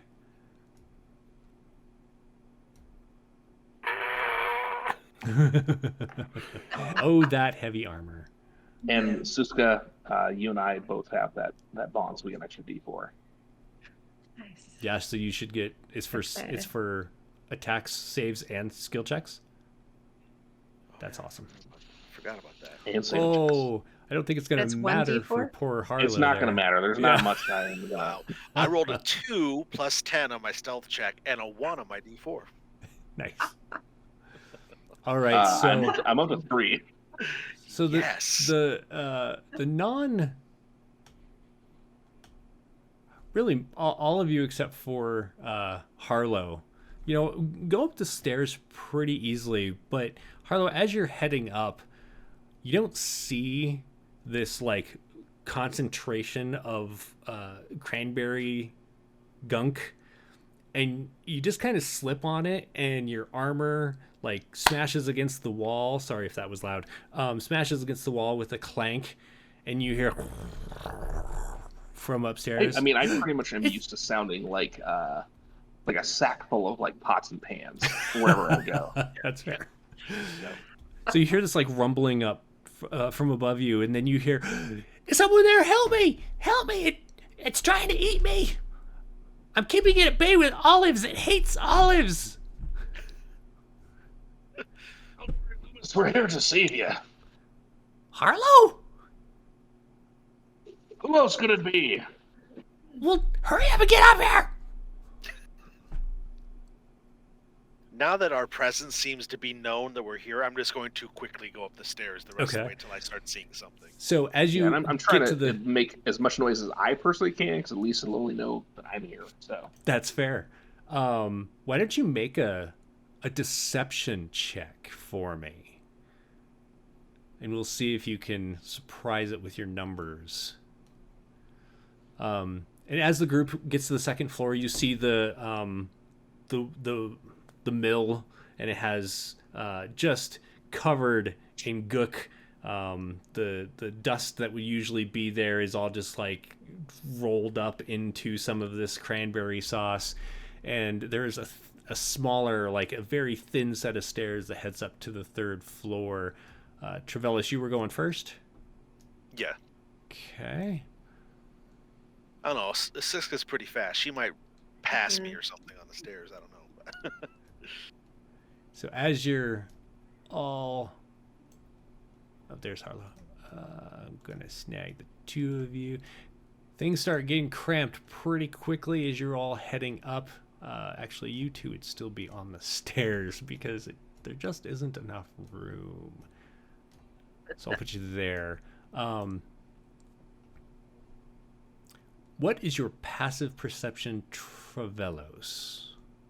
Passive perception is 17. Perfect. So as you get up higher, you get to this third floor, and you notice like the gunk that's all over the place again, and you're kind of getting used to the smell, but there's like an extra pungency to it as you enter this. And you look up, and there's just ooze kind of coming through all of the cracks that go through, like that are the floor above. It's the ceiling for you, but like they're coming through. why don't we click on our tokens and roll initiative? Oh yeah. Give me 1 second while I remove clear. Yes. Okay, go ahead.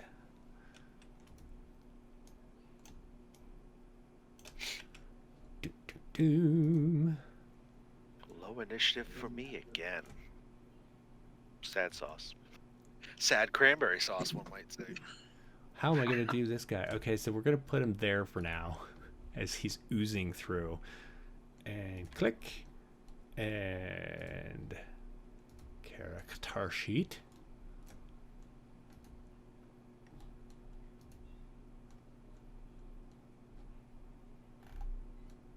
I don't think his initiative came. I keep calling the animated food him. I don't know why. Yay! The cranberry sauce got 5. Awesome. So it's just like oozing through the ceiling, and you can see it. And it's kind of spread out as it's oozing through, but as it oozes through, it coalesces back into a form. And I'll go ahead and put the form on the map so you can see it's right about there. But it's a good 7 feet up from you, like from the floor. You could reach it with a weapon if you needed to, but it's not technically engaged with you. Gotcha. What do you do, Suska, who is on the second floor waiting for these fellows ahead of you to get out of the way?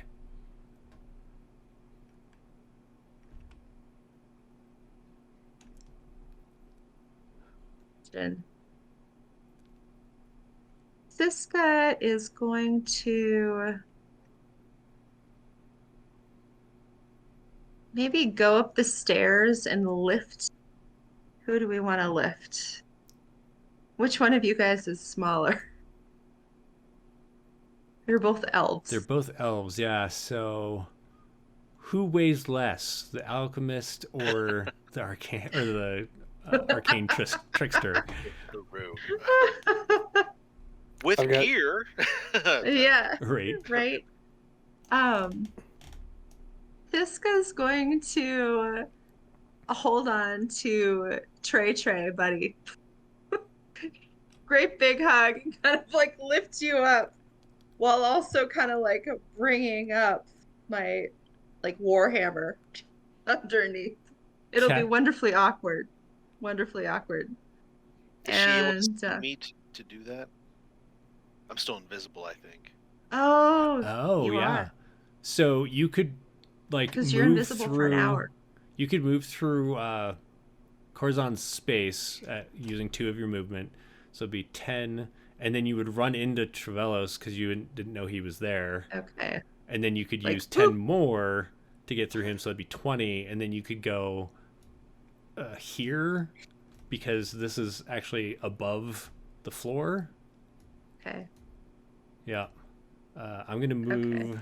Let's put the creature there. But it's oozing down, so it's above you. Gotcha. So that was 25. Yep, and you still had 5 feet of movement. Fantastic. I'm gonna go even further and head toward the stairs then Okay. to Nice. go upstairs. And I guess that's my movement. Do I have another movement? Yeah. So if you wanted to dash, you could go up the next stairs.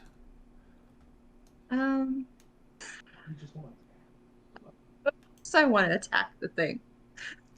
So you could like swing your hammer at like what's kind of coalescing on the ceiling. Yeah. You could try it. Why not? You know Sure. what? We're gonna do a searing smite Okay. with the with a hammer. Okay. And just remember that the searing smite lasts for like a minute, so it's the next successful hit. So if you miss on this, Okay. which, I'm gonna call you have this big hammer. Actually, I have There's like a- what the two-handed. So Oh, blade. your 13 Use absolutely hits it. So I'm just thinking, so it's like oozing through the ceiling. Part of it is upstairs, part of it is on your level. There's enough of it down here that you can hit it.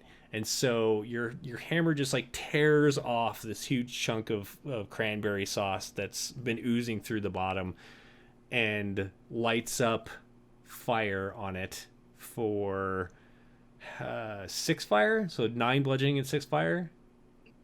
Okay. Whew. Let me just double check here. Not immune to fire. That's good. So 15. Perfect. And from above, you hear more rumbling. Anything else? I hear you don't like olives. I'm going to put you in a pie with olives. It's kind of gross. Ugh, I won't lie. That's it. All right, so wow, Crazone with your 7. Like how we went from 18 to 7. This is my life. I'm gonna grab a hold of the magic brew that was given to me by Iverhan and just say liquid courage and then take a swig. Okay, Just roll a down d6 it. for me. Okay. 2. You become invisible. Oh, neat. Awesome. Action, is that an action or a bonus action? For You know what? Drinking a potion is an action by the rules, but I like to play as a bonus action, so let's do bonus action. excellent. I gotta do experimentation, so I gotta drink the other one as well. Like right now? Yeah, like right now. Sure. Why not? Awesome. Roll another d6. Okay. Juan. Let's see. First of all, I need you to make me a con save. Excellent. Oh. I'm good at those. No, I'm not. Where are they? Yep, there you are. Hey, holy crap. Not bad. Ow. So you slam the first one, and there's like this effervescent tingling as your body just disappears. And then you reach around and you chug the other one, and there's this warmth in your belly.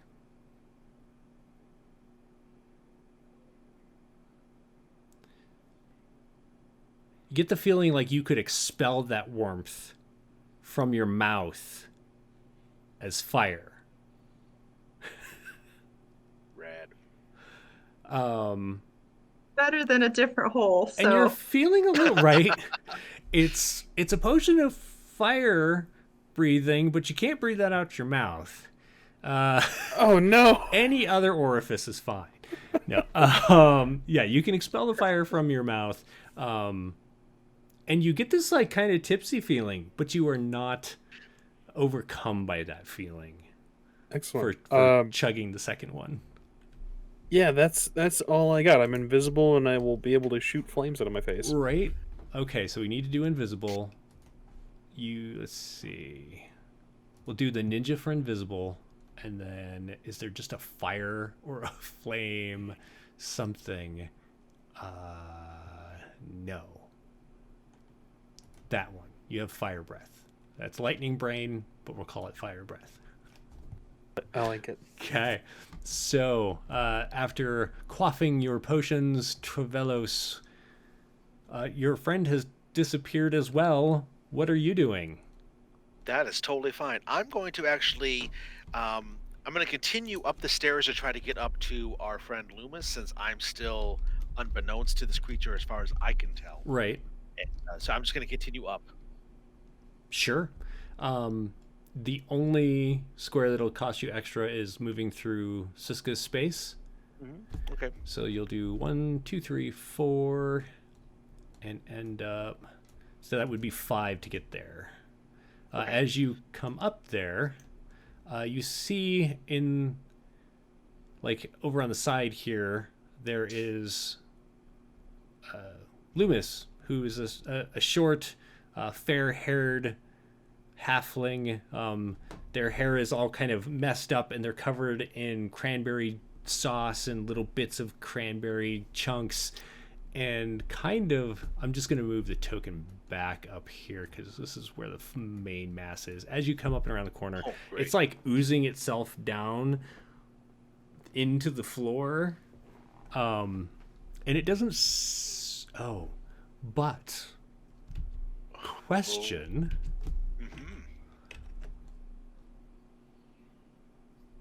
Are you being stealthy about this? Or did you just kind of move up? Yeah, I didn't specify, but I would have tried to be stealthy about it. Okay. Go ahead and make a stealth check.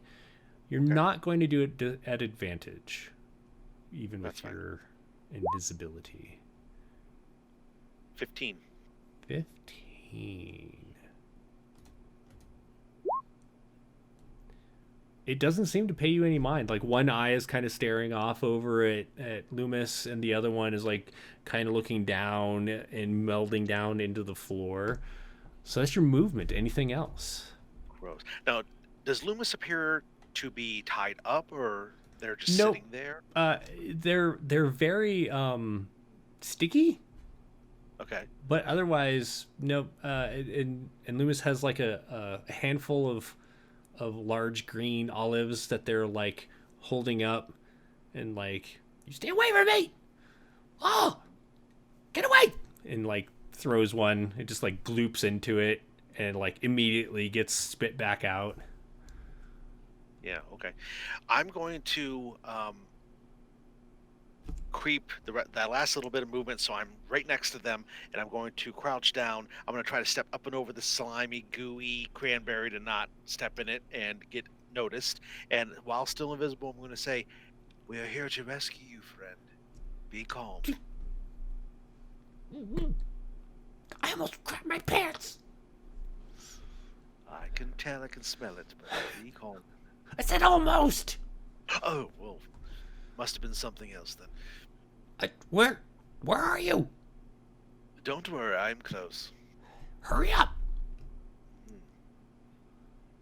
And then I'm going to, still trying to not be noticed, I'm going to slowly tuck my arms around them, Okay. pick them up, Oh. and try to start slinking back towards my allies. Okay.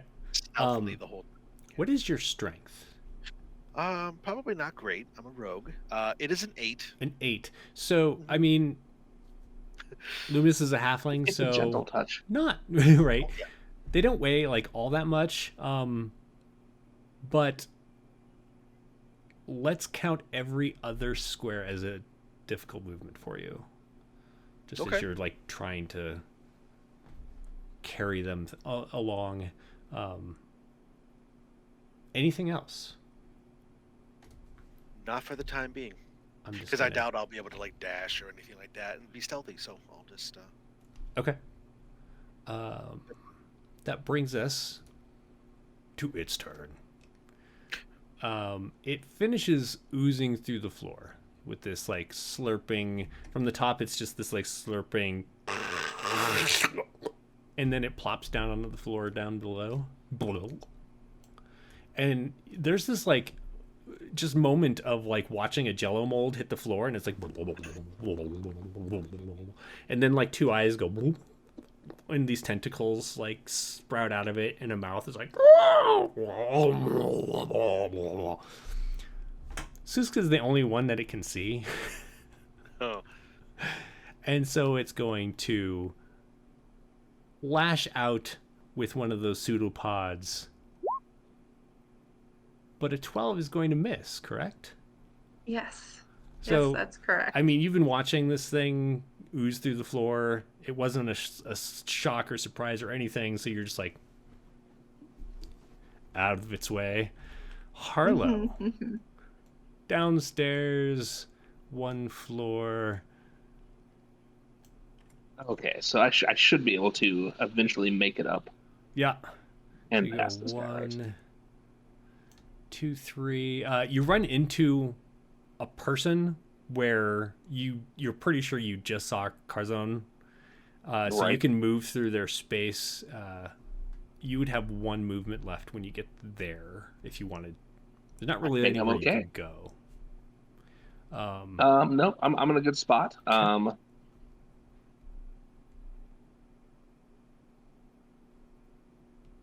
Unless there's any way I could see this creature from downstairs, I doubt that's the case. Yeah, not really. I'd like to say yes, but no. Nope, no problem. I'm going to cast my Spirit Guardians. So, whoa, Nice. all of a sudden, like 15-foot radius sphere. Before you do that, I will say that in order for it to not hurt your friends, you have to be able to see them to point out to the spirits, don't hurt that person. You can still cast it. I just want to make sure you're thinking about that you have that foreknowledge before you hit. You know what? That's a really good point. I didn't realize. Well, Until, he's only those only got that eyes for creatures I Siska can anyway. So Okay. Right? Fine. It's not going to hurt my love. It's okay. that's it. Yeah. That's yes. Thank you for that. Sure. Yeah. I just I Because know. I kind of forgot I couldn't It actually happens. see everybody. Let's do something else. You know what? I'm just gonna go ahead and I'm gonna Sacred Flame that thing. Okay. So it, with its massive dexterity, gets a 4. As radiant light shimmers down on it, there's like this sizzling sound and a couple of boop as some cranberries kind of expand and pop out of it. 13 damage. Nice. Beautiful. Anything else?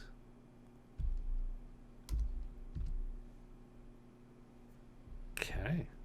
I think that'll do it for me. Well, that brings us back around to Siska, who is staring at this jello mold dancing, in front of her. What do you do? Oh, you're muted. Where is your mold? Go to your home. The mold is your home. Go You're too to good for your home. Good for your own. Oh boy. I think we're going to some more searing smite should happen. Okay. Let's see here. So you cast that, and then are you gonna one-hand it, or are you gonna two-hand it? Let's two-hand it. So, not only are you going to double your... Okay, so it auto-rolled your bludgeoning damage, but then roll your searing smite one more time. Yeah. Because it also counts for that critical that you rolled. Yeah. Nice. So we have 8 fire and 18 bludgeoning for 26 points of damage. So your hammer just bursts into fire as it's like arcing through the air. Fortunately, this area is well ventilated. It hasn't been locked up, and those fumes that build up in buildings like this aren't there. It's been fairly well aired out the last couple of days. Something that like crosses your mind after the art, like in slow motion, you're just like, whoa. And then it hits the cranberry jello mold thing, doing 26. Awesome. You still have another attack? Do it again. And that will hit for 13. Like bits of this thing are just flying off, and it was like the area was already covered in sauce as it was like climbing up here, but I mean it's just like being reduced now. There's chunks of it missing. Like one of its eyeballs has like been smooshed off. It rolls back over and is trying to like lick with it, but for the most part it's just getting smooshed into the floor. Which brings us to that's all of your stuff? That's all of my stuff. Okay. I believe what a tart makes. Get in your pan. Get in my belly. My belly's your home. Carzone, you are invisible as well as having a warm belly. What do you do? If I breathe fire on this thing from here, it's not gonna hit any of my allies, is it? I'm pretty sure it will. Let me Okay. double check. It's okay. Take it. Why did that not show up? Hold, please.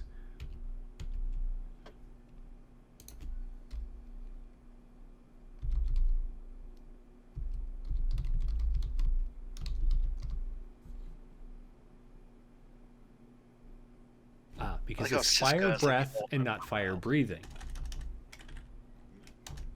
And then I have to spell breath right.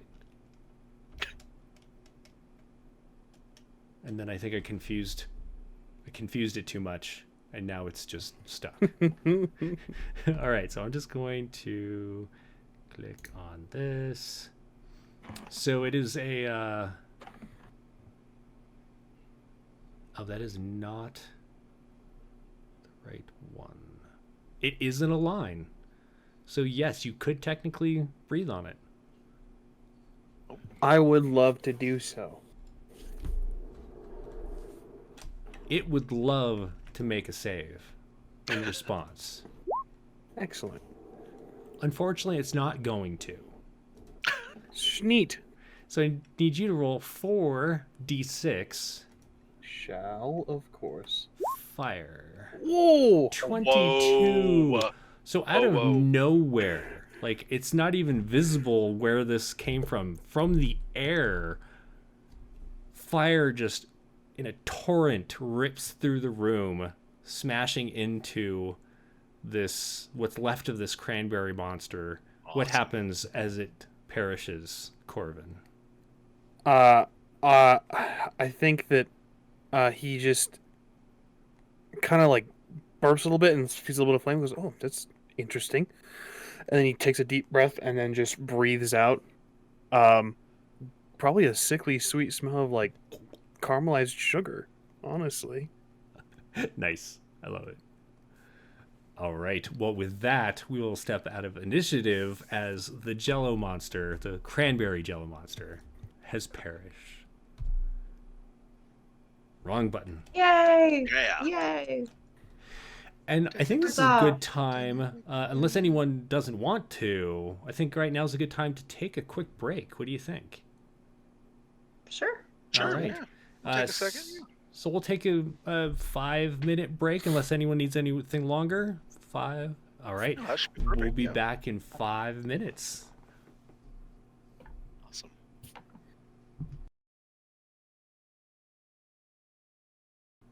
Hello, everybody. Welcome back to an Overabundant Highharvestide. Good to see you all. We have just vanquished the vile cranberry sauce mold monster and freed Loomis, the halfling cook of the hamlet. You're all standing in the I almost said lighthouse. My brain's shutting down. Hang on. The windmill. You're all standing in the windmill, which is just kind of like dripping with burning cranberry sauce and grossness. And Loomis is like floating in the air because Trevellis is technically still invisible. Thanks. Good to see you, Siska. Hi, Harlow. It was no problem at all. I will set them down very, very tenderly. Wow, you really... It's like a very sticky situation you found yourself in here, Lewis. I see what you did there. You get inspiration. Ah! Are you all right? Are you harmed, or is there anything we should know about? I don't think these stains are coming out. but I mean, I'm kind of used to ruining my clothes when I'm cooking anyway, so I wasn't expecting to, wear this tomorrow. So everything is good elsewhere, right? Where did that thing come from? No, we need to get the keys to the. Where are we going again? The We feast need to hall. rescue Shell, Matt. What? Yes. Shell's in trouble? Bell's She's in trouble. Well, been The locked very in same with type of trouble that you found yourself in. Oh well, geez, here. Hands you the keys. I'll take them out. I appreciate it. Ah, And I'll tell you what, Loomis. Let's get sauce tonight at the tavern. But not that kind of sauce. God damn it. I like your thinking, but damn it. I'm gonna go and just make sure everyone else is okay, and you let me know if I can do anything to help Shell. Why don't you just rejoin your friends and rest, my friend? It looks like you've been through a lot. It's just, Indeed. but who? What? Oh, I'm sorry. I was Carzone? a little bit Are you a experimentation. I'll ghost? tap on the shoulder. Ah! Okay, my nerves are a little fried. I'm gonna go have a drink at my tavern. Good idea, yes. That is fine. He Yes. just starts walking down the stairs. Guten Abend. I'm gonna What? taste a little bit of this. Is it good cranberry sauce? Yeah, I mean, the parts that aren't burnt are pretty decent. Yeah. I'm gonna gather up samples. Yeah. And also, like, this is, in theory, I believe, part of the feast. I wonder if we should try to gather some up and send it with Lewis. Here's some. Loomis kind of looks Dinner. around and they're like, I've got more, thankfully, and just continues down the stairs. And I mean, it's all like full of dirt and bits of rice and grains and stuff and Nice. burns and stuff. There's not much that's salvageable Okay. fair as enough. far as like a mass amount. Man. What do you want to do? I am gonna dip one of my leftover kernels in it, though. Oh, nice. Experiment. Yeah, you can find a fairly clean section if you want to, or if you don't care, you can just run it through any section, and it has this weird, somewhat complementary taste to the popcorn. You might be onto something there. Like if you could somehow tumble the popcorn in a sauce like this so that it sticks. Yeah, spare a little more of that elven pepper. I'll get some in there. Tree balls. Yeah, out of thin air, pepper falls on it. It's this like spicy, sweet, amazing variety of kettle corn. Nice. I'm gonna put a Nice. little bit of some jalapeno seeds. Sprinkle those in there too, so sort of Yeah. hot pepper that he won't notice until he's really eating it and getting into it. But he's a dwarf, probably won't do anything to him. But You'll have me be breathing fire next, laddie. how much longer do I have with my invisibility, Carzon? Should last 1 hour. Excellent. So about DM, how long has it been? About 10 minutes, 5 minutes, 10 minutes? Since you cast it, Yeah, since it was cast. and you cast it as you're going, you were outside, right? Yeah. 3 minutes. Excellent. So you have 10 Nice. minutes left, or sorry, 7 minutes left. Is it a 10-minute or an hour? That's a good question. I believe it's an hour. I want to say it's an hour. Let me double check. Yeah. Yeah, it's an hour. So if As he so long needs as to go to the- maintain concentration. So if he needs to go to the bathroom when he's invisible, does that mean he has invisible poops for an hour? Only until it leaves his body, and then it's visible again. Okay. That is the most straightforward DM answer. That's someone who's been asked that question before. No. Yeah. What? I see it. I see it. I see you, Jeremy. This is good to keep in mind, I think, for future reference. Right. So, but I think we should take advantage of the fact that we are both invisible. We should try to get to where we're going as quickly as possible, and hopefully we can use the element of surprise again. Do it. Okay. I'm excited. Did your breath weapon not burst your invisibility? It did not. Oh. So I would whereas assume that my empowering ward or bond or whatever is worn off at this point. yeah, about the time you get to the ground floor, it'll wear off. You'll just feel that go away. And I feel like Karzan, you would realize that whatever you drank is of a greater difference than the one that you gave Travelos. Oh, interesting. Yeah. So if Travelos were to take an action that would make the invisibility go away, Yeah. that does not carry over to you. Excellent. Wink, wink. Yeah. Nice. Cool. I'll relay that information that if there's a spell cast or anything done to anything aside from sneak, then it will wear off. Okay. Very well. All right. So you head out towards the feast hall, correct? Yeah, definitely. I think with haste. Post. Do we find any creatures along the way? Any other foods? You don't see anything moving around. When Iveron had told you about it, he had seen everything, most everything in the feast hall, except for the thing that took Loomis and the corn golem that was chasing him. Good. All right, so I'm going to just drop you on a new map here. Let me know if it does not work for you. I'm in dark, empty space. Oh, are you having issues with your dynamic lighting, or is your vision not on? Let's find out. Well, I see my token. Other than that, I'm on a black square. Your vision is Rectangle. on. Interesting. I have a I see big it. radius for my vision and then blackness. But I'm able to see like the courtyard. Right. Can you see now? I can see now. Gotcha. Cool. Done and done.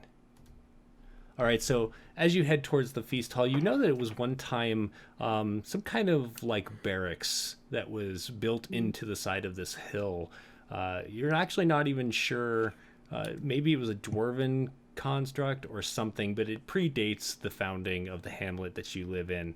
But not needing a military and not really having any kind of police force or guard force or anything like that, it was converted into something akin to a town hall or some kind of fest hall many years ago. And so you've had the Highharvestide feast here many times in your life, and as well as other holiday feasts and such. And as you approach, you see that the large stone doors are indeed closed.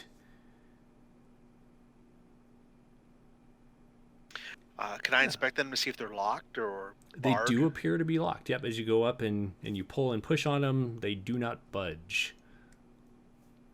Okay. Well, I'm going to, if the party's all right with them, I'm going to try to attempt to, lockpick our way in here.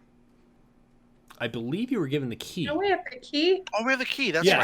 right. So sorry. Jeez. I've Never got it right mind. here if you want But it, but I if can't see you to that's give right. it to you. If you would like to flex your skills, you can do that instead. Well, actually, I think I start crouching down, popping the knuckles, getting ready, and then a key kind of comes over my shoulder. But you're invisible. Oh, yeah, that's right.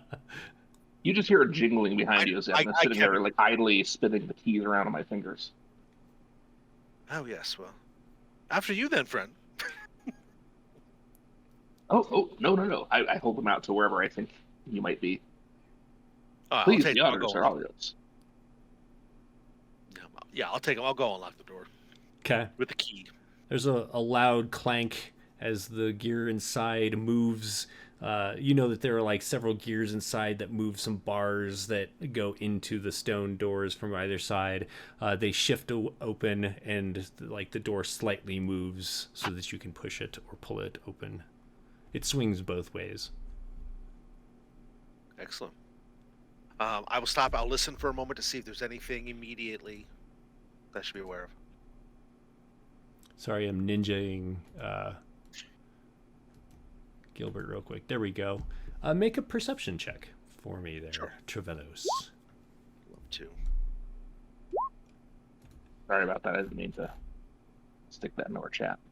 No worries.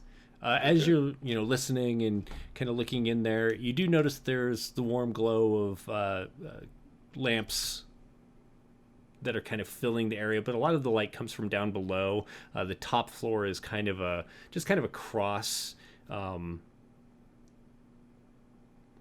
catwalk, I guess. And it you can see down into the feasting hall that's below that. There are a few things in the top floor. There was like a altar to Torm that is still there. People do make offerings there when they choose to, but it's not like a place that people visit that often. And you definitely hear talking. Can I discern what language it is? It sounds like common. It's kind of hard to make out, although with you got a 22, I'll give you that. You hear a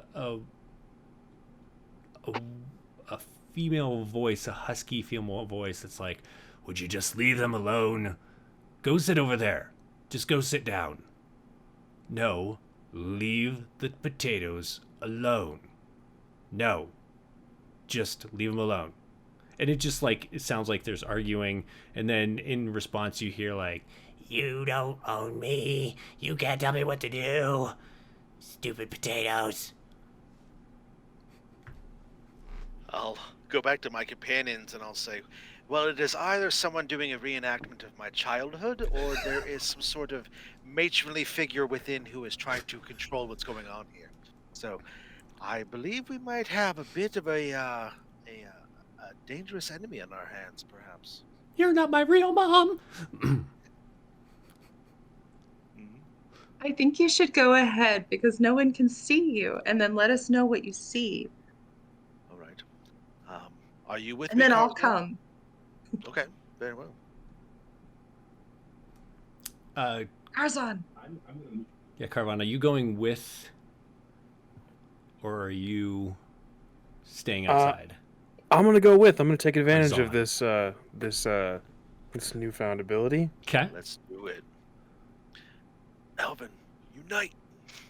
All right, so I'm gonna move you both in, and as you're walking down this walkway that reaches out before you, there are these openings on either side that just drop off, and you're on this kind of overwalk or catwalk kind of thing that goes over the feast hall below, and it is just a mess. There are potatoes everywhere. There's stuffing flung everywhere. There's gravy smeared up the walls.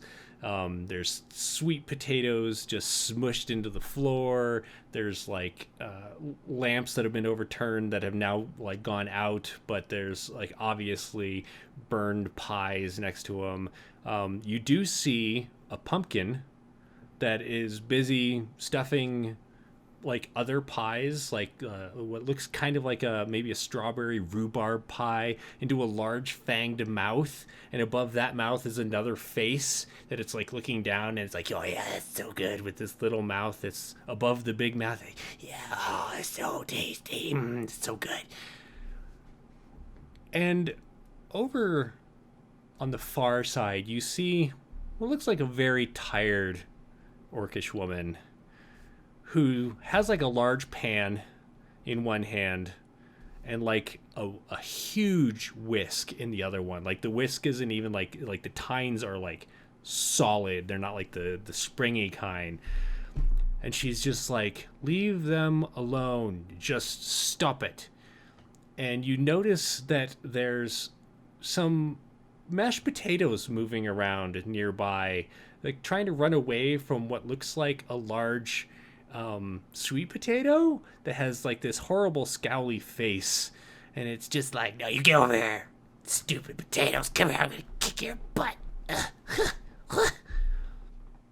What do you do? Well, I certainly want that whisk for my collection. That's very impressive. Well, I'll whisper to my companion here. Should we start the festivities or get the others? We should give a signal when we can begin festivities. We should give a signal so that they run inside. This is food from Asmodeus' own table, I swear. It could be. So then I'm going to do the best sort of signal that I know. Hey, friends, let's go! Okay. Now I'm going to have you roll it that you could absolutely hear that from outside. Harlow and Siska, what do you do? I think Yeah, we he better needs go to in. go in. All right, so you rush in, and you take in the same scene. The drop-offs reveal the feast hall below. Everything is in shambles, but there are bits of food moving around that are fairly recognizable as the mashed potatoes. In fact, I'll even show you all, now that you've seen it, some of the things that you notice. Siska, you do notice that there is a blob of gravy that is kind of oozing itself around. Kind of muttering, and she's like, I was really looking forward to tomorrow. I really hope that someone will still eat me, because it's kind of my purpose in life is to be eaten, and then I can be one with them. Running away from what looks like a sweet potato are a bundle of mashed potatoes. They're like, leave me alone. I just have chives in me. I'm not sweet like you are. I'm sorry. People just like me more. And chasing after that is this angry sweet potato that's just like, I should be number one in this blood family. I am the best tuber. You shouldn't even be part of this feast. You're so bland without seasonings. I am the best on my own.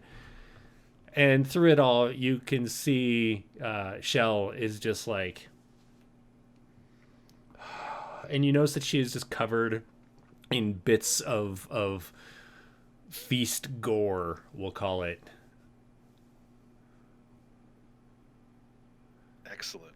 I guess with the shout, though, she does look up and she would see Harlow and Siska run in. She's like, oh, nice of you to join us. Thanks. Is Ivorin with you? Iron's resting. Oh, he's resting. Iron had a hard time. Of course. Oh, They had a hard time on their own. Ivorin had a hard time. Right. He sent us to save you. Did he send you to clean up this mess that he left me to deal with by myself by locking me in here? I knew we needed more than one key, but no.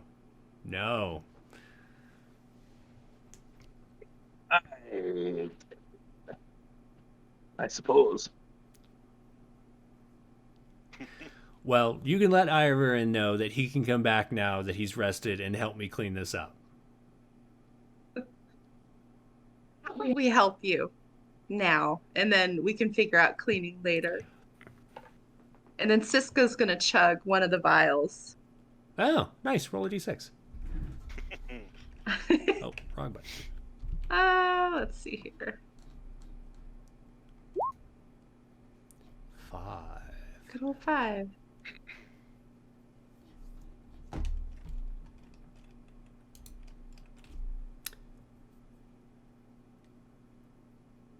You feel bubbly inside as this quaff of potion runs down your esophagus. It's so enlightening and like effervescent.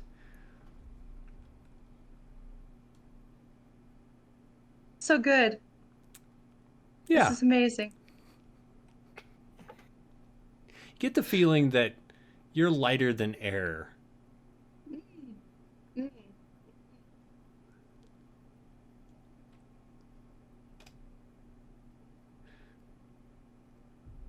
Fantastic. Oh, I'm sorry, what's that? Fantastic. Excellent. Am I off the ground yet? Not currently. Would you like to be? No, no. Okay. Should you choose to want to be off the ground, it is likely you could levitate. Hey. Nice. You know what? Let's try this out before we get into some crazy business.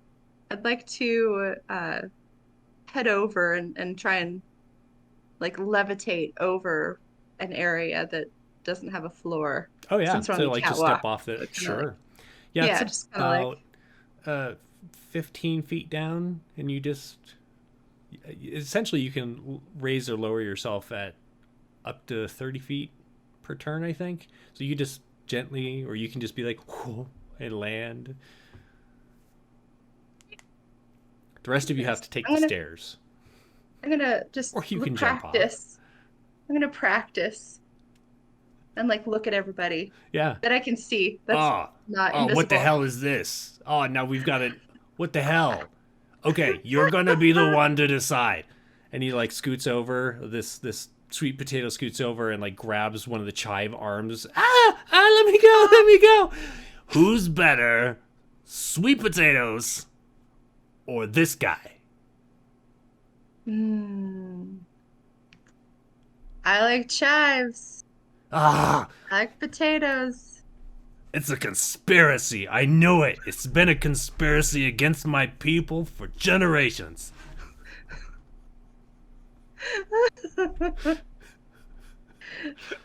But hold that thought for just a moment. Just a moment. Shell just like looks at all of you and she's like, "This is what I've been dealing with for the past hour." We just have to have a sweet potato Nice. on hand. You traitors. Resuscitated. You traitors, you dirty, dirty traitors. Yeah, You never all know falling when you're down the gonna pit like- need one. For what it's worth, I think you're pretty tasty there, Mr. Gabba. Huh, well thank you. Someone with good taste. Shell, what can we do to help you with these people here? Oh no, I'm good. I've just kind of given up on those. They're not causing any more ruckus. If I'm lucky they'll eat each other, but I just need to clean up now for tomorrow. And fortunately, I mean that pumpkin keeps eating my pies, so if you want to take the pumpkin outside, that'd be great, but they've kind of stopped doing their damage now that most of them are this. And she just gestures at like the carnage. Do you have a picture of the pumpkin that we can see? Oh yeah, I do have a picture of the pumpkin. Sorry, I forgot. Pumpkin.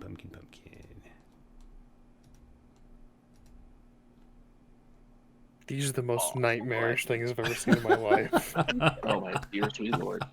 Oh, I just realized that the viewers can't see any of these because I don't have this. Yeah, you got to on. speed run them through Right? this. This is that thing has two mouths. Right? Yeah, that Okay. is wild looking. I love Yeah, it. there's some great art going on So here. We gotta share it. just for a quick catch up, this is the pumpkin that's busy eating pies with the large mouth, and you have no idea where the pies are going. Like it chomps and it goes into it, but then it opens its mouth and there's nothing there. And with its little mouth, it's like, oh, it's so delicious. Yeah, just give it to me. I just want some more. Oh. And it just No. seems very happy putting pies inside of itself. Across the way, on the same side of the area, but a couple tables over. Oh no, where did it go? Well, how did I do that?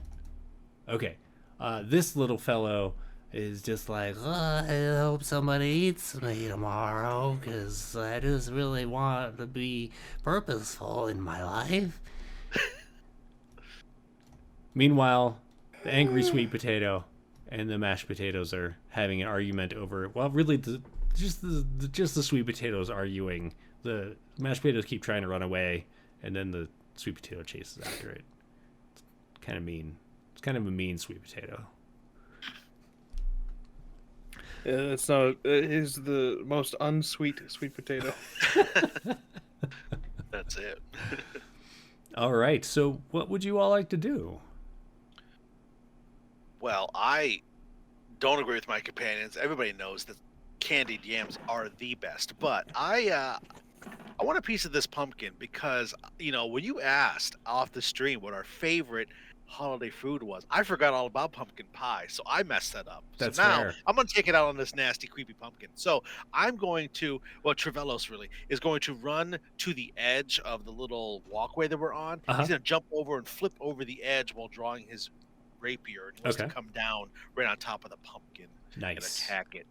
And he's still invisible, so hopefully there's some. So why don't we crazy do a? You can either do a dex. You can do acrobatics or performance. No, yeah, you could do either. I'll let you do either.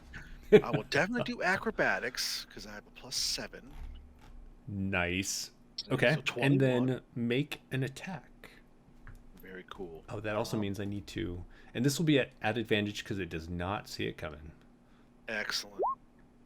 Where are you, pumpkin? So that is a 26 to attack with advantage. I don't know where exactly that pumpkin was That's all in right. the quadrants here, but that's where I was aiming. Kind of jump over the edge, flip, spiral, and come right down on it. Yeah, so you come down on it, and in slow motion, like there's a camera set up, like just like watching this thing eat, and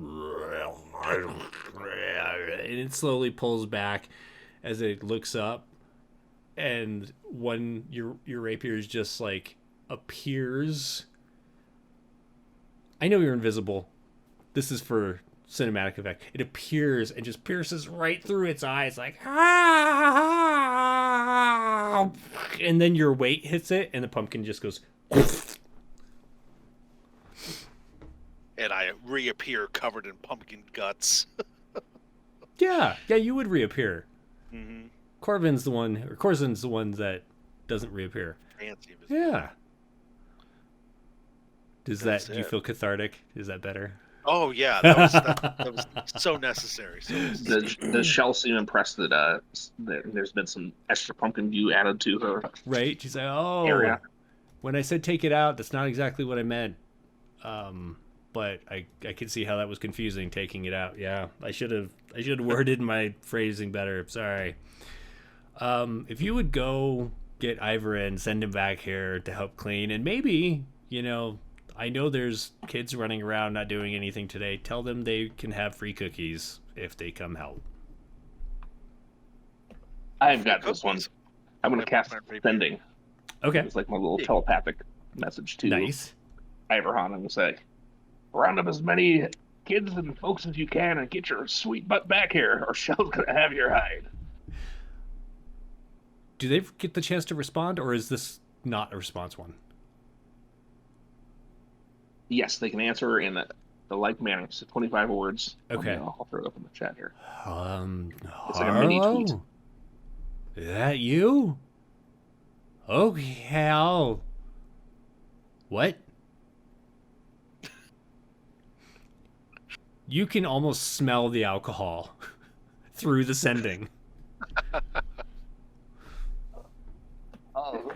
Vibes. You won't believe it, Shell. Oh. Much like Loomis was before, he's completely sauced. Yes, I use that pun twice, but still. I just want to run a pun game one of these days. No, I'm look around. On any other day, I might not believe it. Today, I'm pretty sure I might just believe anything.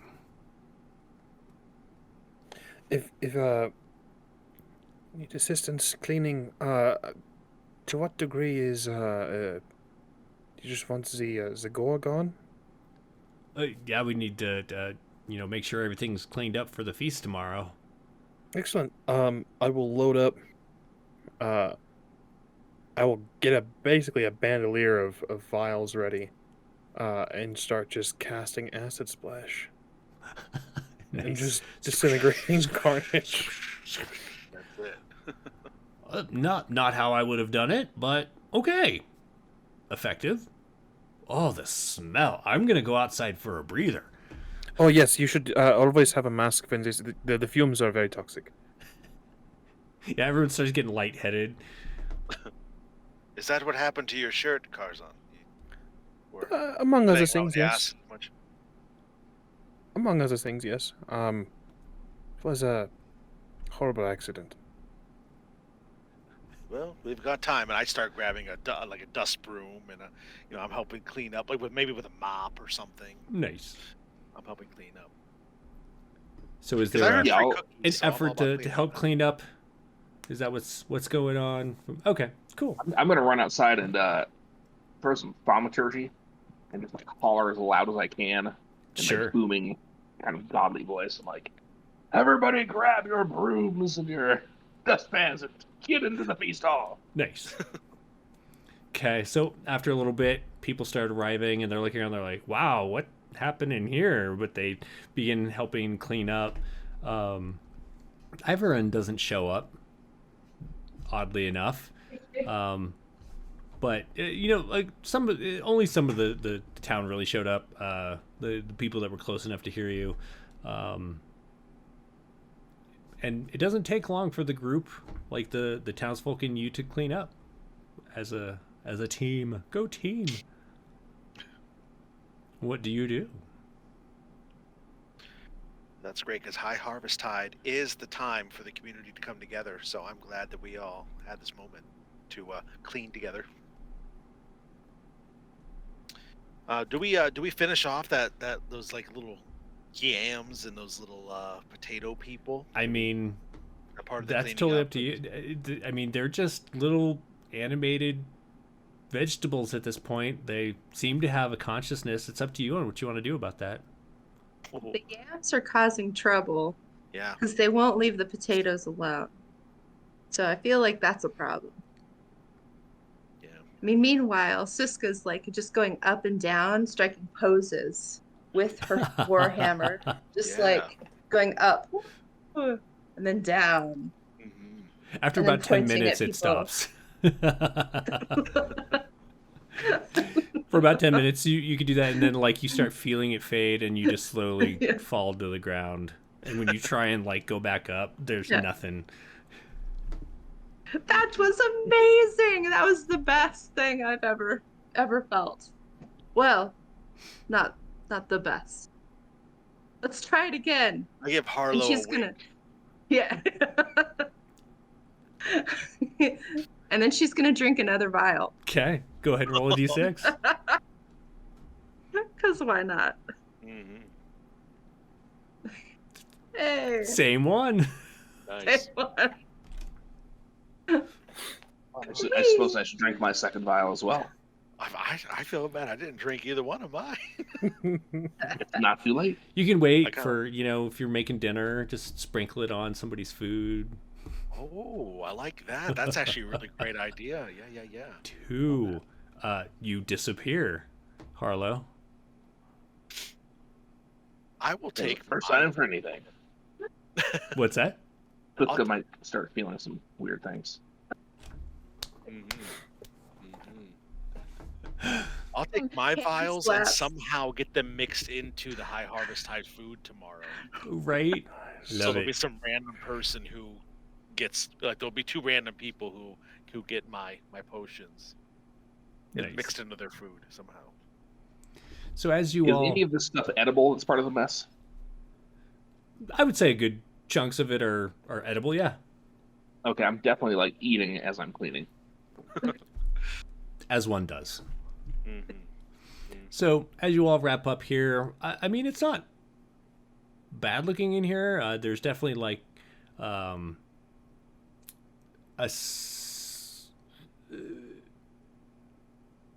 just gonna say a smell. There's a smell in the air that something has happened here. but it should air out overnight. And you're all I heading think back. I'm going to cast my aura of purity. What does Aura of Purity do? It may not actually affect us too much, but it's that. It actually doesn't actually purify anything. It keeps us from being damaged by things. I mean, those are cool things. They are cool things. You know what? There could be some dangerous stuff out here, especially all the acid vials got splashed around. Right? It's just going to protect everybody as we clean. So as you get everything cleaned up and people are, trudging back home, tired and ready for tomorrow, Shell is, gets back up and cracks her knuckles, cracks her neck, and she's like, all right, back to the kitchen. And she heads back to start making stuff. And so everyone heads back toward the town proper. The feast hall sits just a little bit at the edge of it, just outside the town. And you're all just kind of lingering in this nice, calm and warm fall evening. And as you walk along, you can hear, like the pigs snorting off in the fields and the cows mooing, and you can see some horses kind of running back and forth, and you see chickens pecking at the ground and doing their stuff, and then you see this enormous turkey, and you're just like, wow, that is one hell of a turkey. I wonder when they're gonna... Wow, it's getting... How enormous are we talking? Well, yeah, like when you saw it, you're like, oh, it's pretty big, but then as you keep walking, you're like, oh, well, it's getting bigger, and you realize it's further away from you than you thought it was, and you just... Whoa, and it's like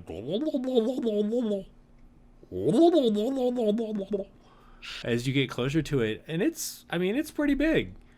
Hang on one second as I remove invisibility from these fellows.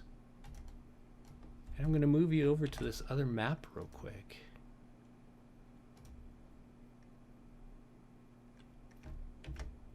I was so hoping for like a Godzilla turkey or something. So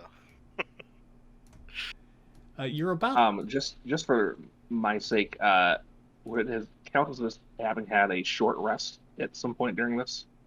Sure, I'll count the cleaning as a short rest. Technically, you're not resting, but for this game, Gotcha. I'm gonna count it.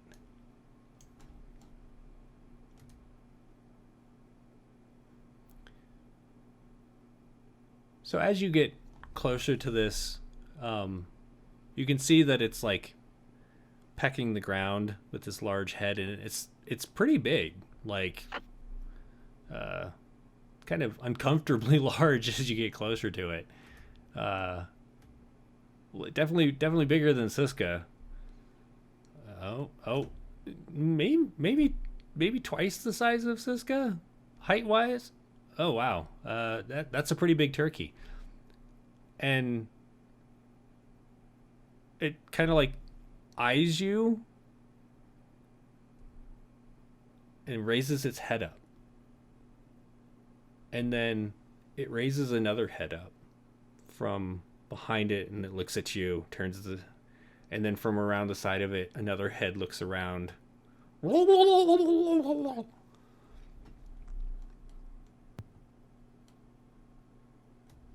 This is awesome because I'm the only one it can see, right? No, I Maybe. think we're all visible again. yeah, we're probably visible by this point. Yeah. As you're standing there taking in this turkey, 5 heads raise up and look at you. And it turns and starts waddling towards you. Oh no! Let's go ahead and click on our tokens Oh. and roll initiative. Oh man! Fantastic. Oh snap! Where am I at? Ah, Adela, what'd you have to do that for? Oh no. Do you want me to roll again? No. My initiatives today: 5, 6, and 7. Wow, I'm not in the low single digits this time. Right? So Siska, you're all. I mean, there's just a moment of where you're all like, we've seen some weird shit today, but this thing is enormous. How people missed this, you're really not sure. But it also has 5 heads, and all of them are glaring at your group, and it's waddling towards you. What do you do? Fan of our feathered friends. I really enjoy their dinosaur feet. I have great love for them. So I will, I'll walk right on up to it with my glaive Okay. and cut off one of the heads. Okay. Go ahead and let's see. 1, 2, 3, 4. Yeah, you can definitely get there. Are we still on the map that we were on before, or does it look different? Oh, I'm sorry. I did not drop you on the new map. I'm on the new map. Oh, there we go. Uh-huh. Big bird. Ah, It that does is a kinda look big bird. All right, so you run forward, take a swipe. The 14 just misses. Ah, okay. Ooh. Oh boy. Do we all need to reroll our initiative? No. Okay. Is the glaive a 10-foot reach? Don't know. It should be, yes. Okay.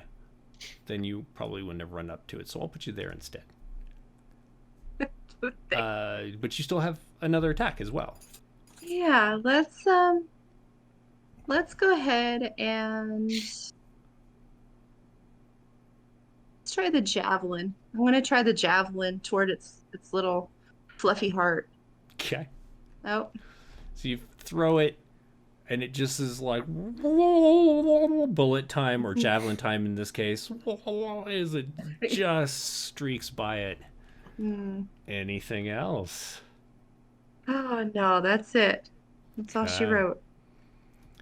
Well, with your provocation, it looks down at you. And each of its heads is going to take a bite at you. Oh no. Oh no.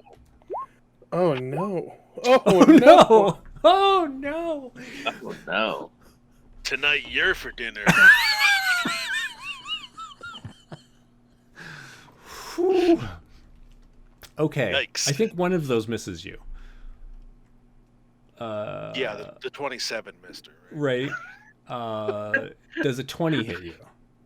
Of course it Okay, does. Anything so above 18. 18? So the Okay. 13's the only one that doesn't. Okay, so we have 12, 19, Oh my 20, gosh. 32, 40? I'm still up. Yeah! Oh, wow, nice. So you're all Barely. watching I'm as barely still up. Siska runs forward, takes swipes at this, swipes it with her glaive, throws a javelin at it.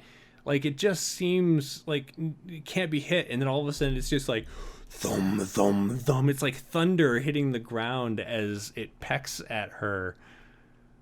Harlow, what do you do? First, I'd like to ask, Siska, did you roll your hit dice during our short rest? I did. On my Okay. phone. Good. Just making sure that's back in your Huzzah. on your character sheets. That's a great question.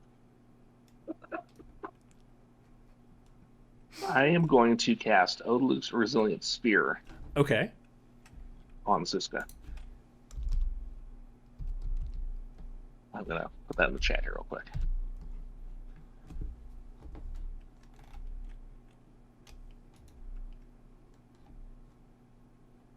All right, so a shimmering force in the shape of the sphere appears around Siska. Yeah, you're completely enclosed in this thing for a minute. Nothing can get in or out.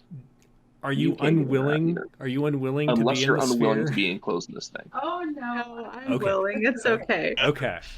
Siska just seems to kind of like go and react very often, and well, yeah, her guy has to save her quite often, but hence you know, how you met. Right. that's how we met. All right, Harlow, you have saved Siska once again. That's your action. Do you want to move I'm going or? to pop my spiritual weapon for my bonus action. Oh no, I can't. Yeah, so that's a that one spell. is a spell. Yeah. So never mind. I am going to.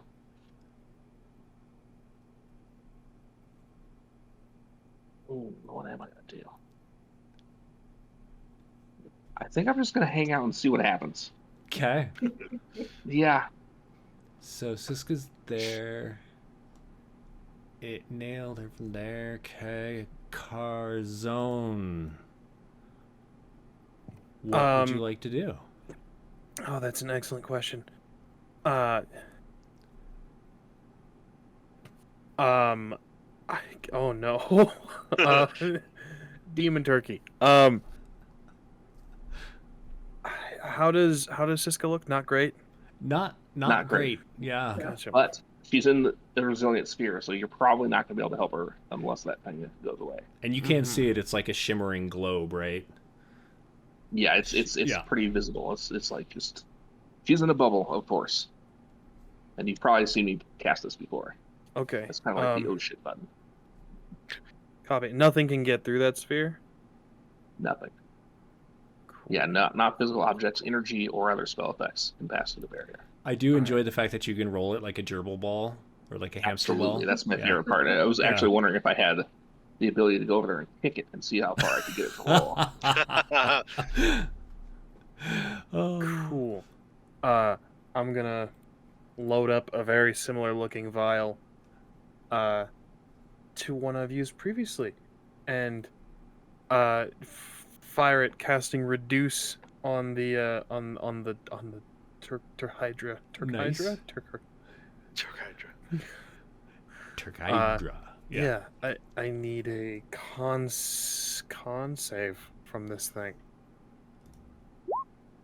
No!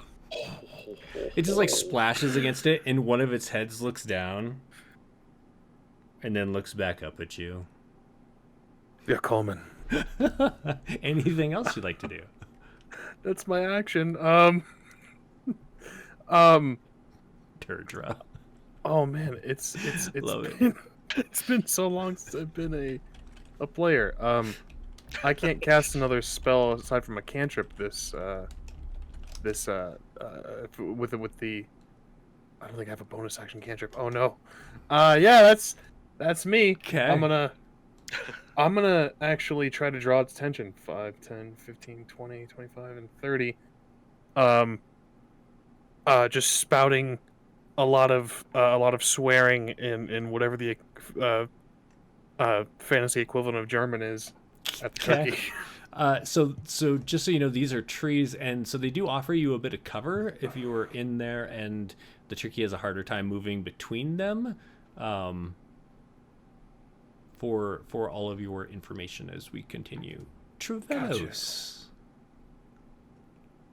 Oh my! So I'm going to draw my short bow. Okay. And I'm going to try to rain some fire down. But as I draw my short bow, I want to cast a spell first. I'm going to cast Phantasmal Force aimed at the Turkhydra to see if maybe it can do something. So it has to make a intelligence saving throw.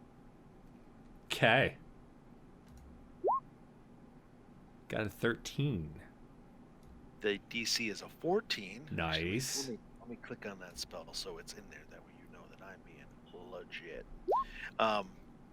And so what happens is basically it imagines that there is like a dog, like a big, like as big as it, like a wild dog that starts barking and trying to snarl at it, and I'm trying to just make it afraid and hopefully make it run away.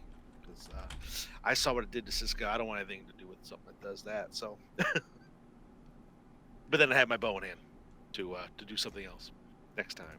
So it's a 10-foot dog, and it appears. Where would you like it? Just pretty much just right in front of it. I mean, only it sees it. Gotcha. So it's just kind of it's in its mind. It thinks that it's there. It perceives it as real. This is vicious snarling dog that has come to aid the companion here.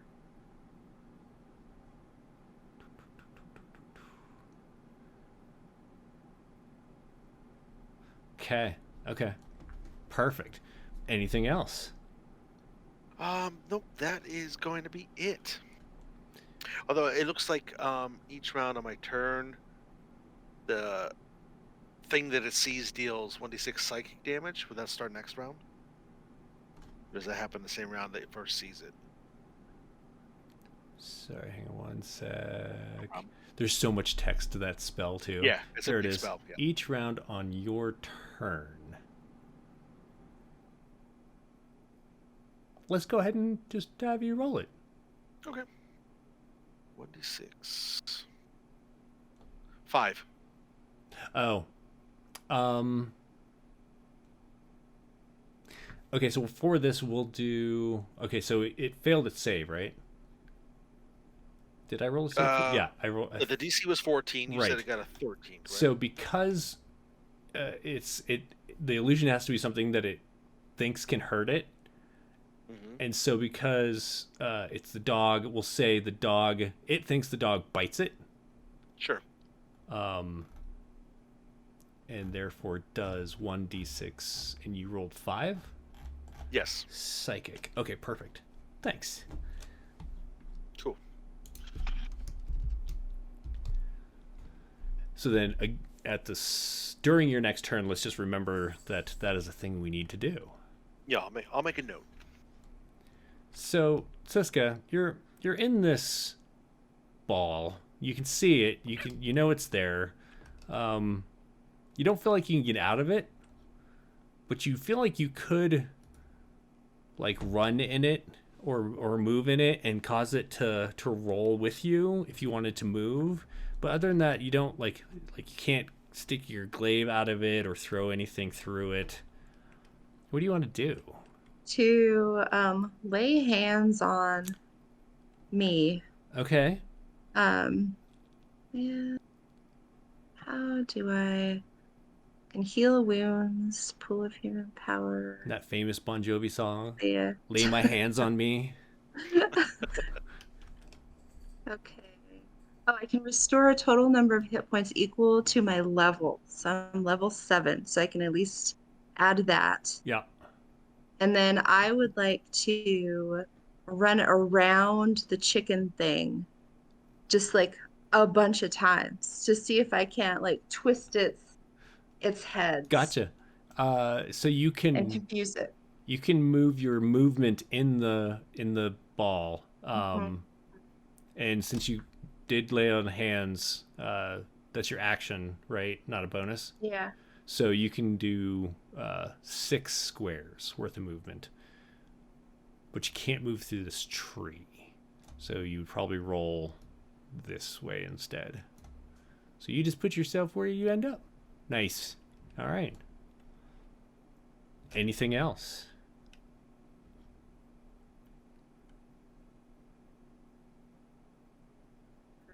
Oh, sorry, you broke up there. What was that? I like ham better. Perfect. All right. So, we'll go with actually roll a D6 for me, Siska. So 2 of the heads are going to attack you, and 3 of the heads are going to attack the dog. Obviously, those 3 are going to miss the dog, and even if they hit you, the beaks just bounce off. So there's like a moment of it just like pounding the ground and pounding its face into this resilient sphere, and it just like seems very irritated about it. Harlow. Alrighty. I think I'm going to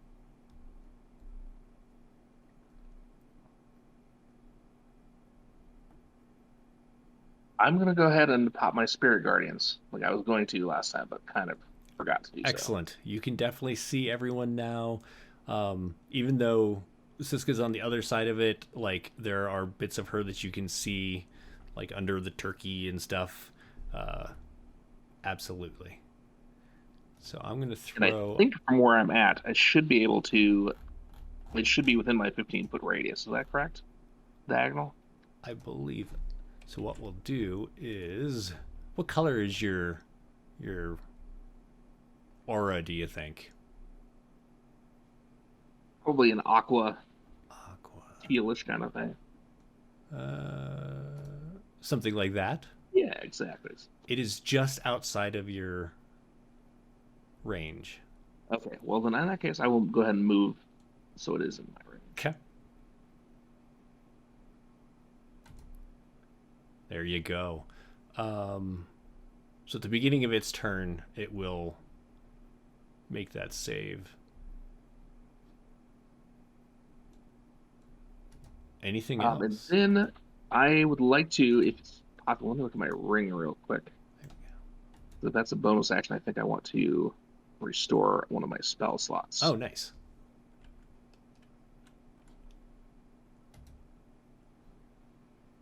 While you're doing that, I'm going to have Carzone tell me what he's doing. Oh no, it's a full action. I can't do that. Gotcha. We are going to baste the turkey. I'm gonna change the nozzle out on my little vial launcher Yeah. and put a little bit of a larger flask in and cast Tasha's Caustic Brew. So I have no idea what this spell does. I saw somebody talk about it the other day, and I keep meaning to look it up. A stream of acid emanates from you in a line of 30 feet long Oh. and 5 feet wide in a direction you choose. The creature in the line must succeed on a dexterity saving throw or be covered in acid for the spell's duration or until a creature uses its action to scrape off or wash the acid. Damn this turkey! Oh man, this turkey. So one of its heads looks back real quick as you're like making a little bit of noise, swapping your stuff out, and it's just like and like jumps as it misses. Oh no. Damn.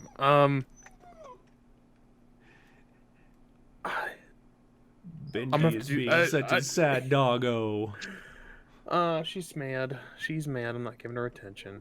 That's my action. I don't think I have anything for bonus action. Siska's still in the bubble, yeah? Yep. Then I can do nothing else, I don't believe. Okay. Yeah. All right. So Travelos. All right. Well, that's kind of a bummer that didn't work. I was really excited to see that. Right? But I take my short bow, I draw it up, I take aim. I'm going to try to, because my ally is in there, I'm going to get sneak attack damage if I hit. Indeed. Yeah. Let's pop one off. 15. That'll hit. All right. 12 So- with the sneak attack, 6 piercing damage. Yeah, I fire the short bow at the turkey, and it's also going to take. Let me roll for the phantasmal force as well. 5 more points of psychic damage Nice. as the dog bites it some more, as it snarls and claws at it and stuff. Okay. Anything else? No, I just wonder what might happen if we cut off some of those heads. We're gonna have bigger problems on our hands, but I don't say anything aloud. But that's it for my turn. I'm sure it'll be fine. Oh yeah, no worries. So Siska, you're feeling better. You're still inside this hamster ball. So you feel pretty safe. What do you want to do?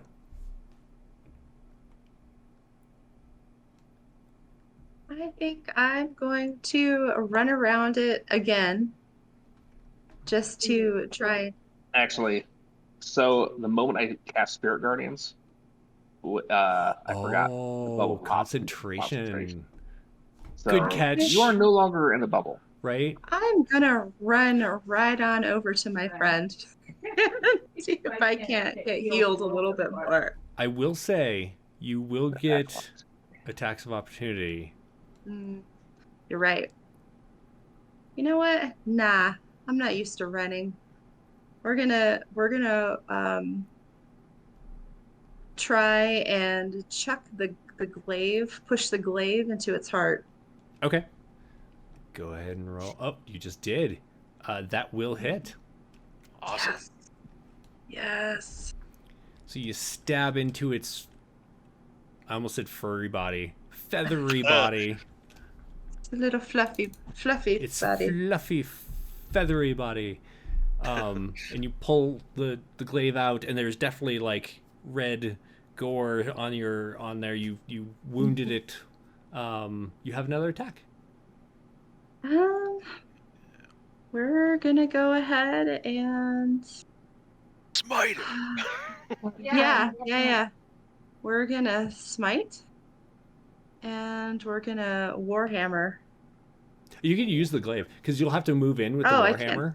Okay. No. Okay, I'm good. I'm good with the glaive then. I want to keep with the glaive. And a 21 will absolutely hit. So it's 11. Okay. And what is your radiant damage from your smite? What is at slashing glaive, slashing 1d6 fire. Why won't it go? Did you say 1d6? 1d6. There we go. 2. 2. All right. Anything else? Nope, that'll do it. Okay. That's all I got.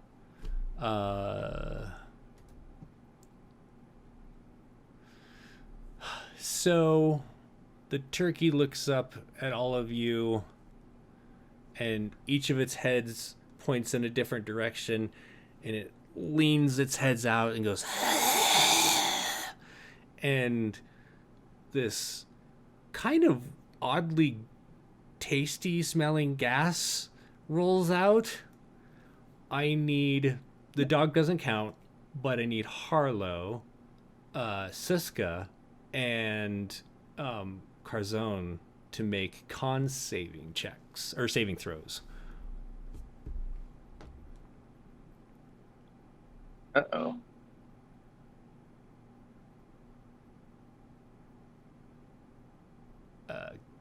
Gilbert. Maybe one second, I gotta go plug in our baby monitor because it's running out of batteries. Okay. Carzone would have advantage on this, Oh, and so you get the 24. neat. Yeah, the other two, Siska and Harlow, all of a sudden look really sleepy and just lay down. You don't even, you're just like, oh, and you just lay down, and oh, it's so comfy, so cozy, and you go to sleep. You are unconscious at your current hit points, so you're not like at 0. You're just sleeping. Oh. And unfortunately, that also means this goes away. I can't believe those horrid rolls he rolled. That was terrible. Let's see, not that one. I'm sleeping now. Oh no. Oh no.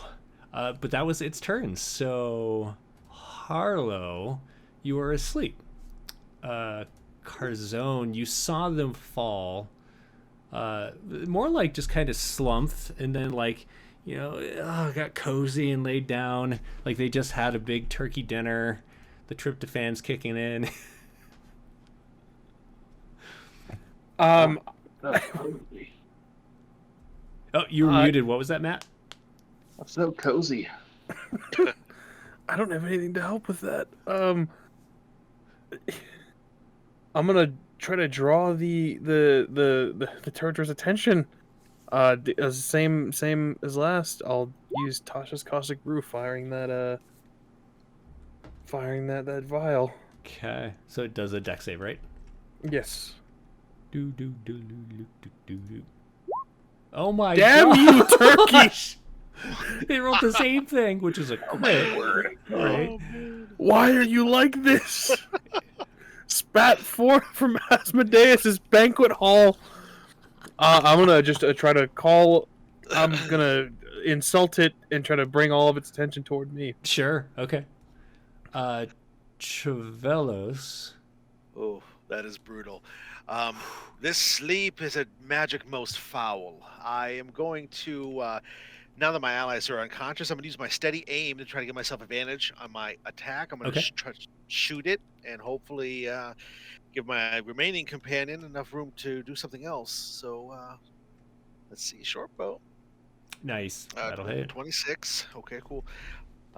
16 sneak, 8 piercing. Yeah, so I just take aim again. I don't move. Oh, the creepy wolf. Let me, Yep. D6 there. Another 5. Excellent. Anything else? Nope, I don't have a bonus and I can't move because I'm using steady aim. So that's it. That's it. Okay. Siska, you're asleep. You're starting to have visions. Yeah, there's turkey cooking, and you're still looking forward to the feast tomorrow, and you're starting to have a dream that you're like walking hand in hand with Harlow to the feast hall. Carzone, I have a question. Roll me. Yeah. Was that, by any chance, poison?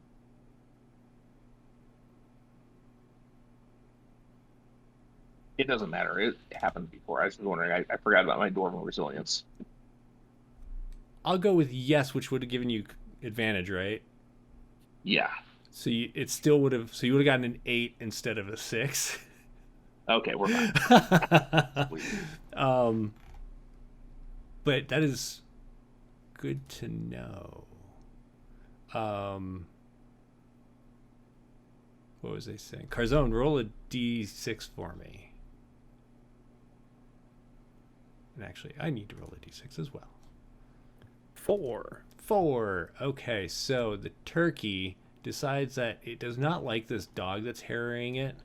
Wait, I have to double check something. And so it struts in place and it raises its wings and it begins to flap. And it jumps and it flies through the air and lands right there. Because it can fly 10 feet. And then it's going to continue walking over and crush this wall and stand next to Travelos. Oh, great. Harlow, you are dreaming of sweet potatoes. They seem to be angry at you, and they're like burning your stuffing. Oh, yams. Oh, why? They're like on Leave me purpose. be. They're like burning the stuffing. They're like cooking the stuffing, and they're overcooking it. It's all dry. It's burnt. It has no flavor. That's terrible. Be gone, foul yams. Carzone, what do you do? I'm gonna. Oh, this is so upsetting. What I need to move. 5, 10, 15, 20, right? Up on this turkey. This is a mistake.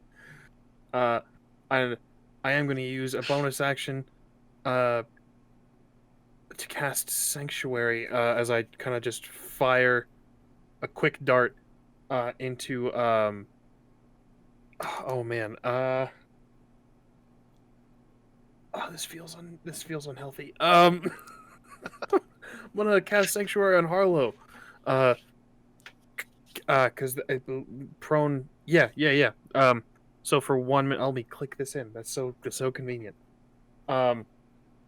Concentration or it's not concentration. It's just Okay. lasts a minute.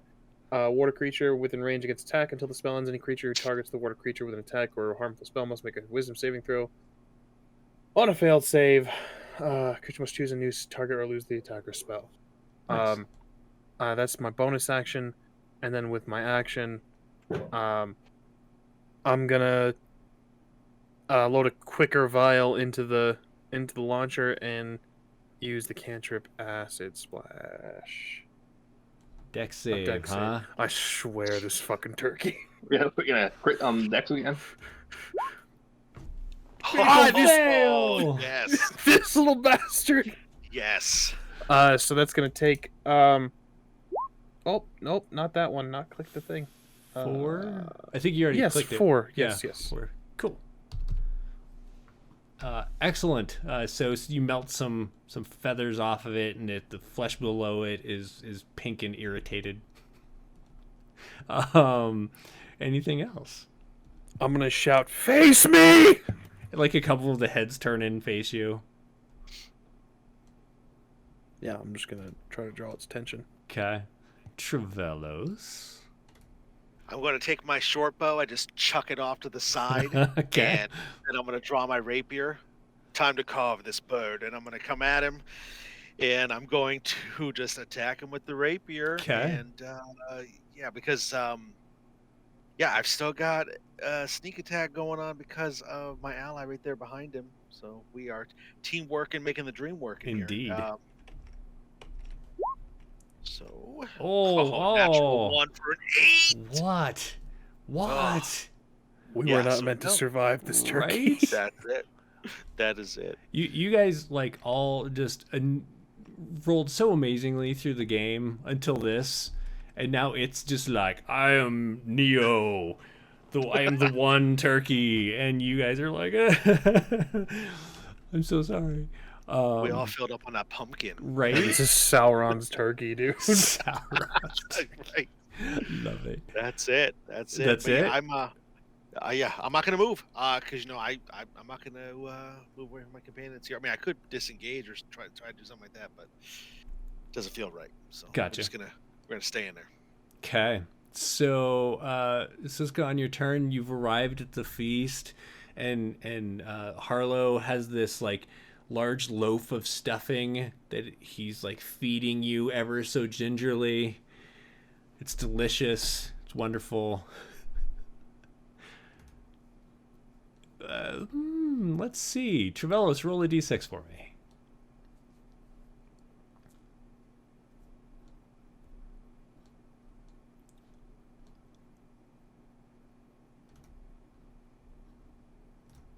Sorry, I was reading. Did you say me? Oh, yeah, sorry. Trevellos, roll a d6. Yeah, I apologize. I was trying to see if I could move my phantasmal force, but I can't.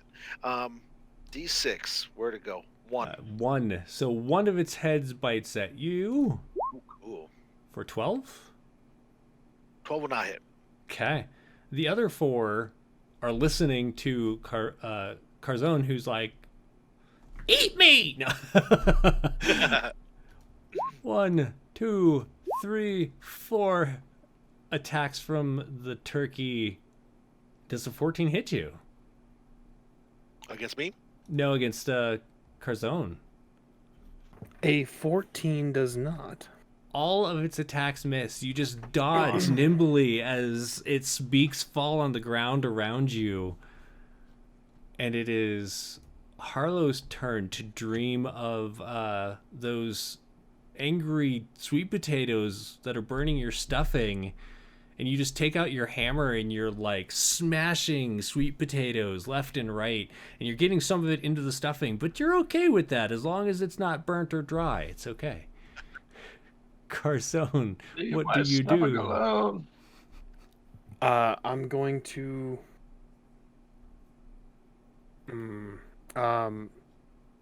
Would I be able to try to wake one of my allies? It seems a possibility, yeah. I will certainly do so. 5, and then expend whatever action, bonus action, whatever to attempt to wake. I'll call it a bonus action to kick them soundly, or like nudge them soundly enough to wake them. Gotcha. Just quick kick to the thigh, just like wake up, and then I'll turn back My and arms. Oh, again, just speaking the fancy equivalent of German, just at this turkey, like, mother warned me about poultry, and I will cast Acid Splash again. A dex save from this demon, if you would. 21 up 15. Yeah, that meets it. Yep. Not quite as Neo. There's no matrix going on, but it moved just the way you weren't expecting, and the splash goes wide. Anything else? No, this is my worst, my mortal enemy now. Fair enough. On the other side of the turkey, Trevellos, what are you doing? Oh my goodness, we need to turn this around. I'm gonna go ahead. I'm gonna cast Blur on myself, so I start Okay. to shimmer in and out of existence. I look, and it's gonna have disadvantage on attack rolls against me. Okay. The Phantasmal Force winks out. The dog goes away, wherever the little doggies go when they're dismissed. And I'm going to attack. Well, actually, I can't. Blur is my action. So yeah, I just I try to just move into a position where I'm trying to maybe draw its attention. Whoops, wrong button. I'm gonna try to draw its attention away from my companion, so I kind of move like over here. Okay. Just within its range, I'm kind of bobbing and weaving and moving around, and yeah, start blurring in and out. Perfect. Siska, I mean, you're expecting your dwarf half orc baby any day now. It was a wonderful Harvestide.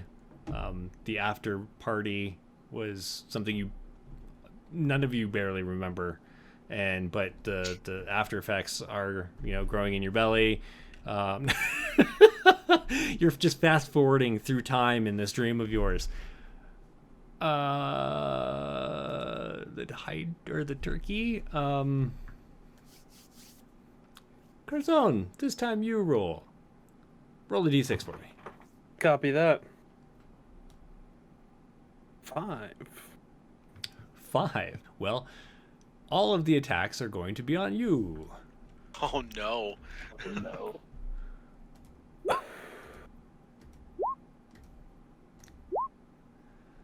All right, so as it lunges around you, only 2 of them are going to connect. Correct. It's going to be 22 piercing total.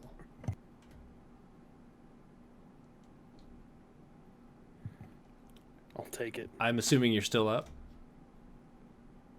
Yes. Okay. Yes, I am. All Not so right. easily beaten by poultry. Hello, you wake up with this horrible burnt stuffing taste in your mouth, and all of a sudden there's just like this thunderous cracking against the ground as the turkey is trying to eat Carzone next to you. You are prone 10 feet away from the turkey. What would you like to do? Real quick, can I see if anybody else has been injured during my absence while I'm asleep? It looks like Carzone has been hit. There's like... Okay, and I may have been slightly watching that happen. Yeah. It's coming out of my head. But Travalis, you're okay. Yeah. You don't look like you're bleeding from multiple peck wounds. No. Okay. Not yet. Not yet. I'm going to go ahead and cast my Empowering Bond on Carzone and Suska and Okay. myself. Excellent. Or just that guy. This is just a little bit of setting stuff up. And then I'm going to pop my spiritual weapon. Okay. Let me snag that for you.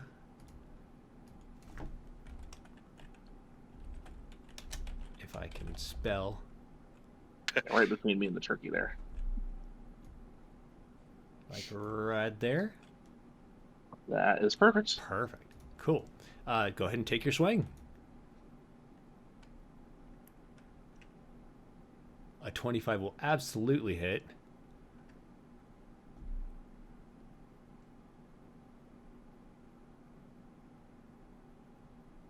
Okay, why did it not do the damage for me? I think I'm just going to click this to see if... Oh, no, that's... If you click the word spiritual weapon, it should give you damage. There it For goes. the Okay, so 10 Cool. force. Excellent. You hear bones crack in the turkey as the force of the hammer strikes it. Anything else? Not at this time. Are you going to stand up? Oh, yes, I am. Okay. I'm going to stand up. And I think I might even back away just a touch. So you get the feeling, having seen it take attacks of opportunity, that you are within its threat range at 10 feet away.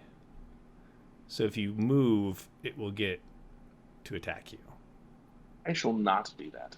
It would need to make, because you're still under sanctuary. It would need to make a wisdom saving throw or choose a different Oh, that's true. target. Is it choose a different target or lose the attack?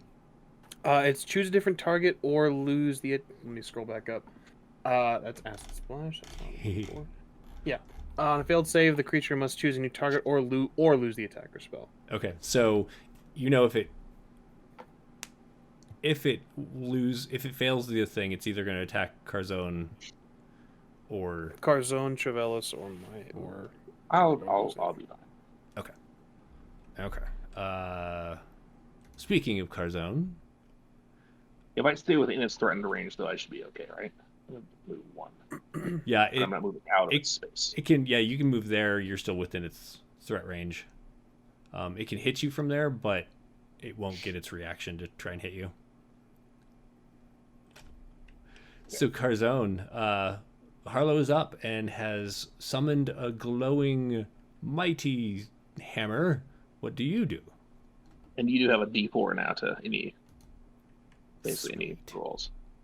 Excellent. I'm going to take the.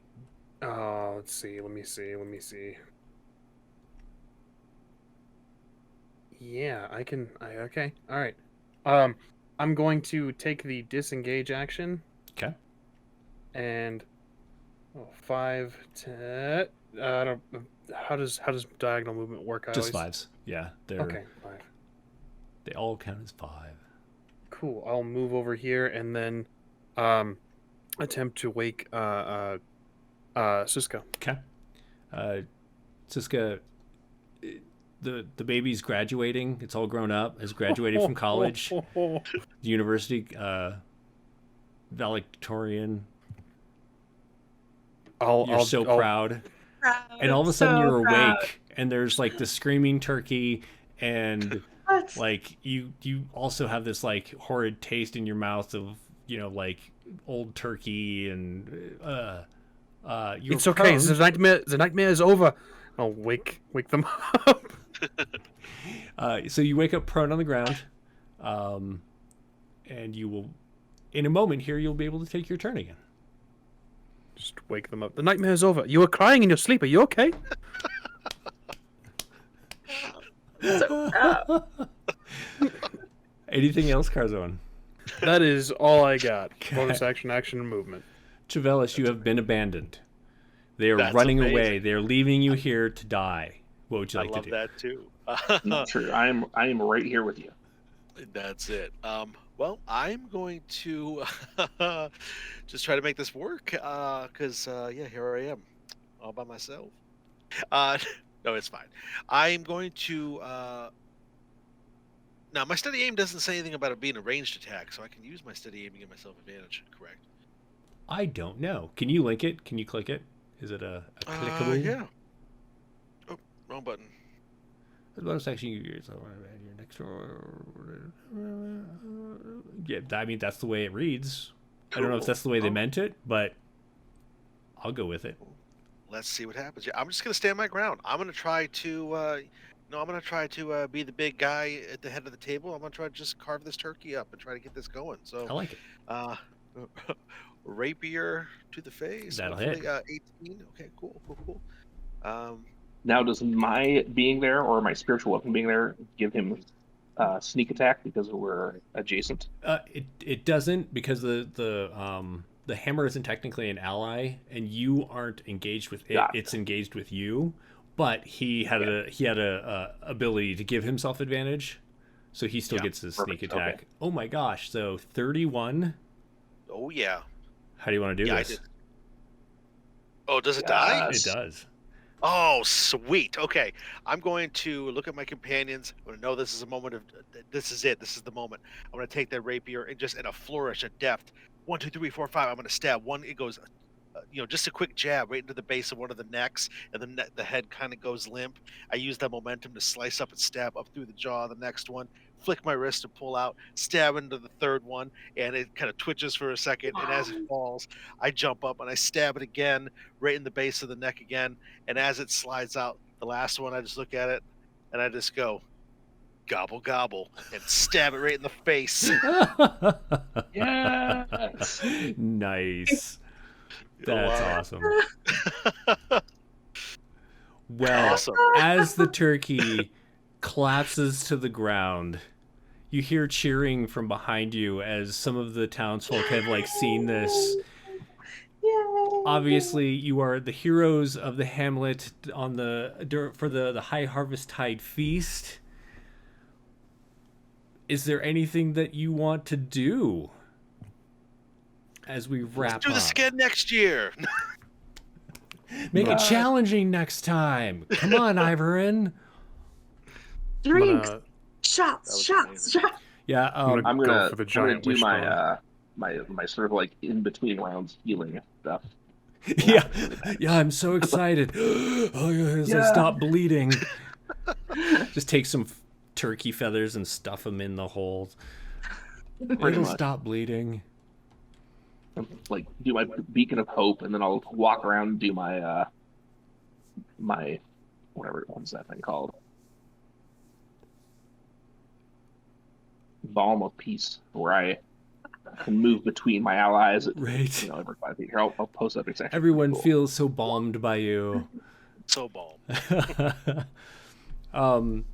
You are treated to several rounds of free drinks at the tavern. Loomis is there and is frantically trying to figure out how to deal with the loss of the food that Ivorin has caused.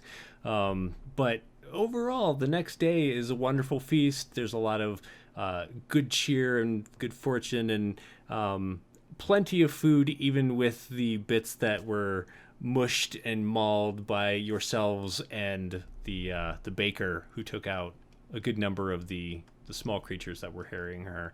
Well, there's certainly no shortage of turkey. What's that? There's certainly no shortage of turkey. There is definitely it took them a bit to try and figure out how to cook this turkey, but after you dig a big enough barbecue pit, you can pretty much cook anything. Love it. I want to thank you all There's for so many joining leftover me. sandwiches. Right. I want to thank you all for joining me for this game. I appreciate it. Anything that you want to say? Anything that you want to get out there? Any projects you're working on? Just continue to watch this channel. That's right. Watch this one. We've got next week we'll be back. I think we're going to play. It's the day before Thanksgiving, but I'm pretty sure everyone except for one of our players is actually going to be around to play. So we'll see how that goes. We should be here Wednesday on, I always forget, 4:30 p.m. Eastern. Kevin, do you have anything coming up? Just more great stuff. I'm on Game Night Heroes. It's a weekly actual play podcast. Jeremy's been on a couple of episodes now that are coming very soon. One is the Halloween type episode we did, which is like a horror movie kind of thing called So Shiver, fun. which is super fun. And we played in Nova with the guest GM. We were basically it's like Also a so world fun. where the sun exploded and we're killing people with mechs and battle suits. Really fun stuff. So, yeah, I'm excited for it. So, I enjoyed playing a salty 60-year-old man. It was just, that was great. it felt like I That was was playing great. my soul. I don't know what it was. Okay. Gilbert, Great you have stuff. anything new coming up? I know you have your streams. What days are those on? We do. So we're reaching our finale for our Vampire the Masquerade stream tomorrow, Friday. Series finale? Just the season 1. Okay. It's our Sabbat Chronicle. They've begun a very unspeakable profane ritual. They're doing terrible blood and shadow magic. As characters do, right? Yeah, as they do. Saturday, of course, we kind of take a break, and then Sunday we do Scion Godsend over on twitch.tv/The Onyx Path. They're in college right now. They stopped by, and they made the student financial services The people that work there, they made their lives hell. It was great. That's at 1 p.m. Mountain If Standard you Time. have godly power, yeah, just do ruin other that. people's lives. Honestly, especially student financial services, you got to do what you got to do, man. That's fair. That's fair. And then we just started our own D&D ongoing campaign on Sundays at Nice. 6 p.m. Mountain Standard Time. Colder than a Twitch's wit. We are on episode 2. I should have uploaded it today to YouTube. That's amazing. That is amazing. I love it. Was not my naming convention. That is all thanks to the DM, my good friend David. He decided to run a game, and I'm a player consistently. At least I say consistently. I'm 2 episodes in. I'm praying nothing goes wrong. Right. So, yeah, that's at 6 p.m. Mountain Standard Time over on twitch.tv/rollingnomads. Nice. Our schedule is up there, and we stay consistent with it. And best way to keep up to date with us is on Twitter @_rollingnomads is the best way to check out our programming, late starts, all that good stuff. Yeah, that's what I do. Nice. If you're watching this on YouTube, just scroll down because the links will be in the show notes for those things. Matt, I knew the other guys had stuff, and I didn't want to assume. Do you have anything coming up that you want to share with the public? I don't. But Okay. in the spirit of Thanksgiving, I'd like to thank you guys for letting me play with you guys for my very first streaming time. I had a great time. Thank you. Awesome. It was wonderful having you on. And this is the first time that, we've said hi, like over Adela's shoulder on Wednesdays, but it's the first time we've got the game together. So I'm very Totally. thankful for you joining us tonight. It was fun. I appreciate you all. Next time, right? Thank you. Yeah, Thank you. absolutely. Ooh, and hey, My anytime pleasure. you guys have any like evening things, like let me know because I would love to play some more. I'm trying to get some more streaming going on the channel. So if you're watching, keep an eye out for things that we're gonna try and get going. But for now, I think we're going to say goodnight so everyone can go and do their things. And I appreciate everybody watching. Have a good night. Bye. Thank you. Bye. Happy High Harvestide, everybody. That's right. Yes.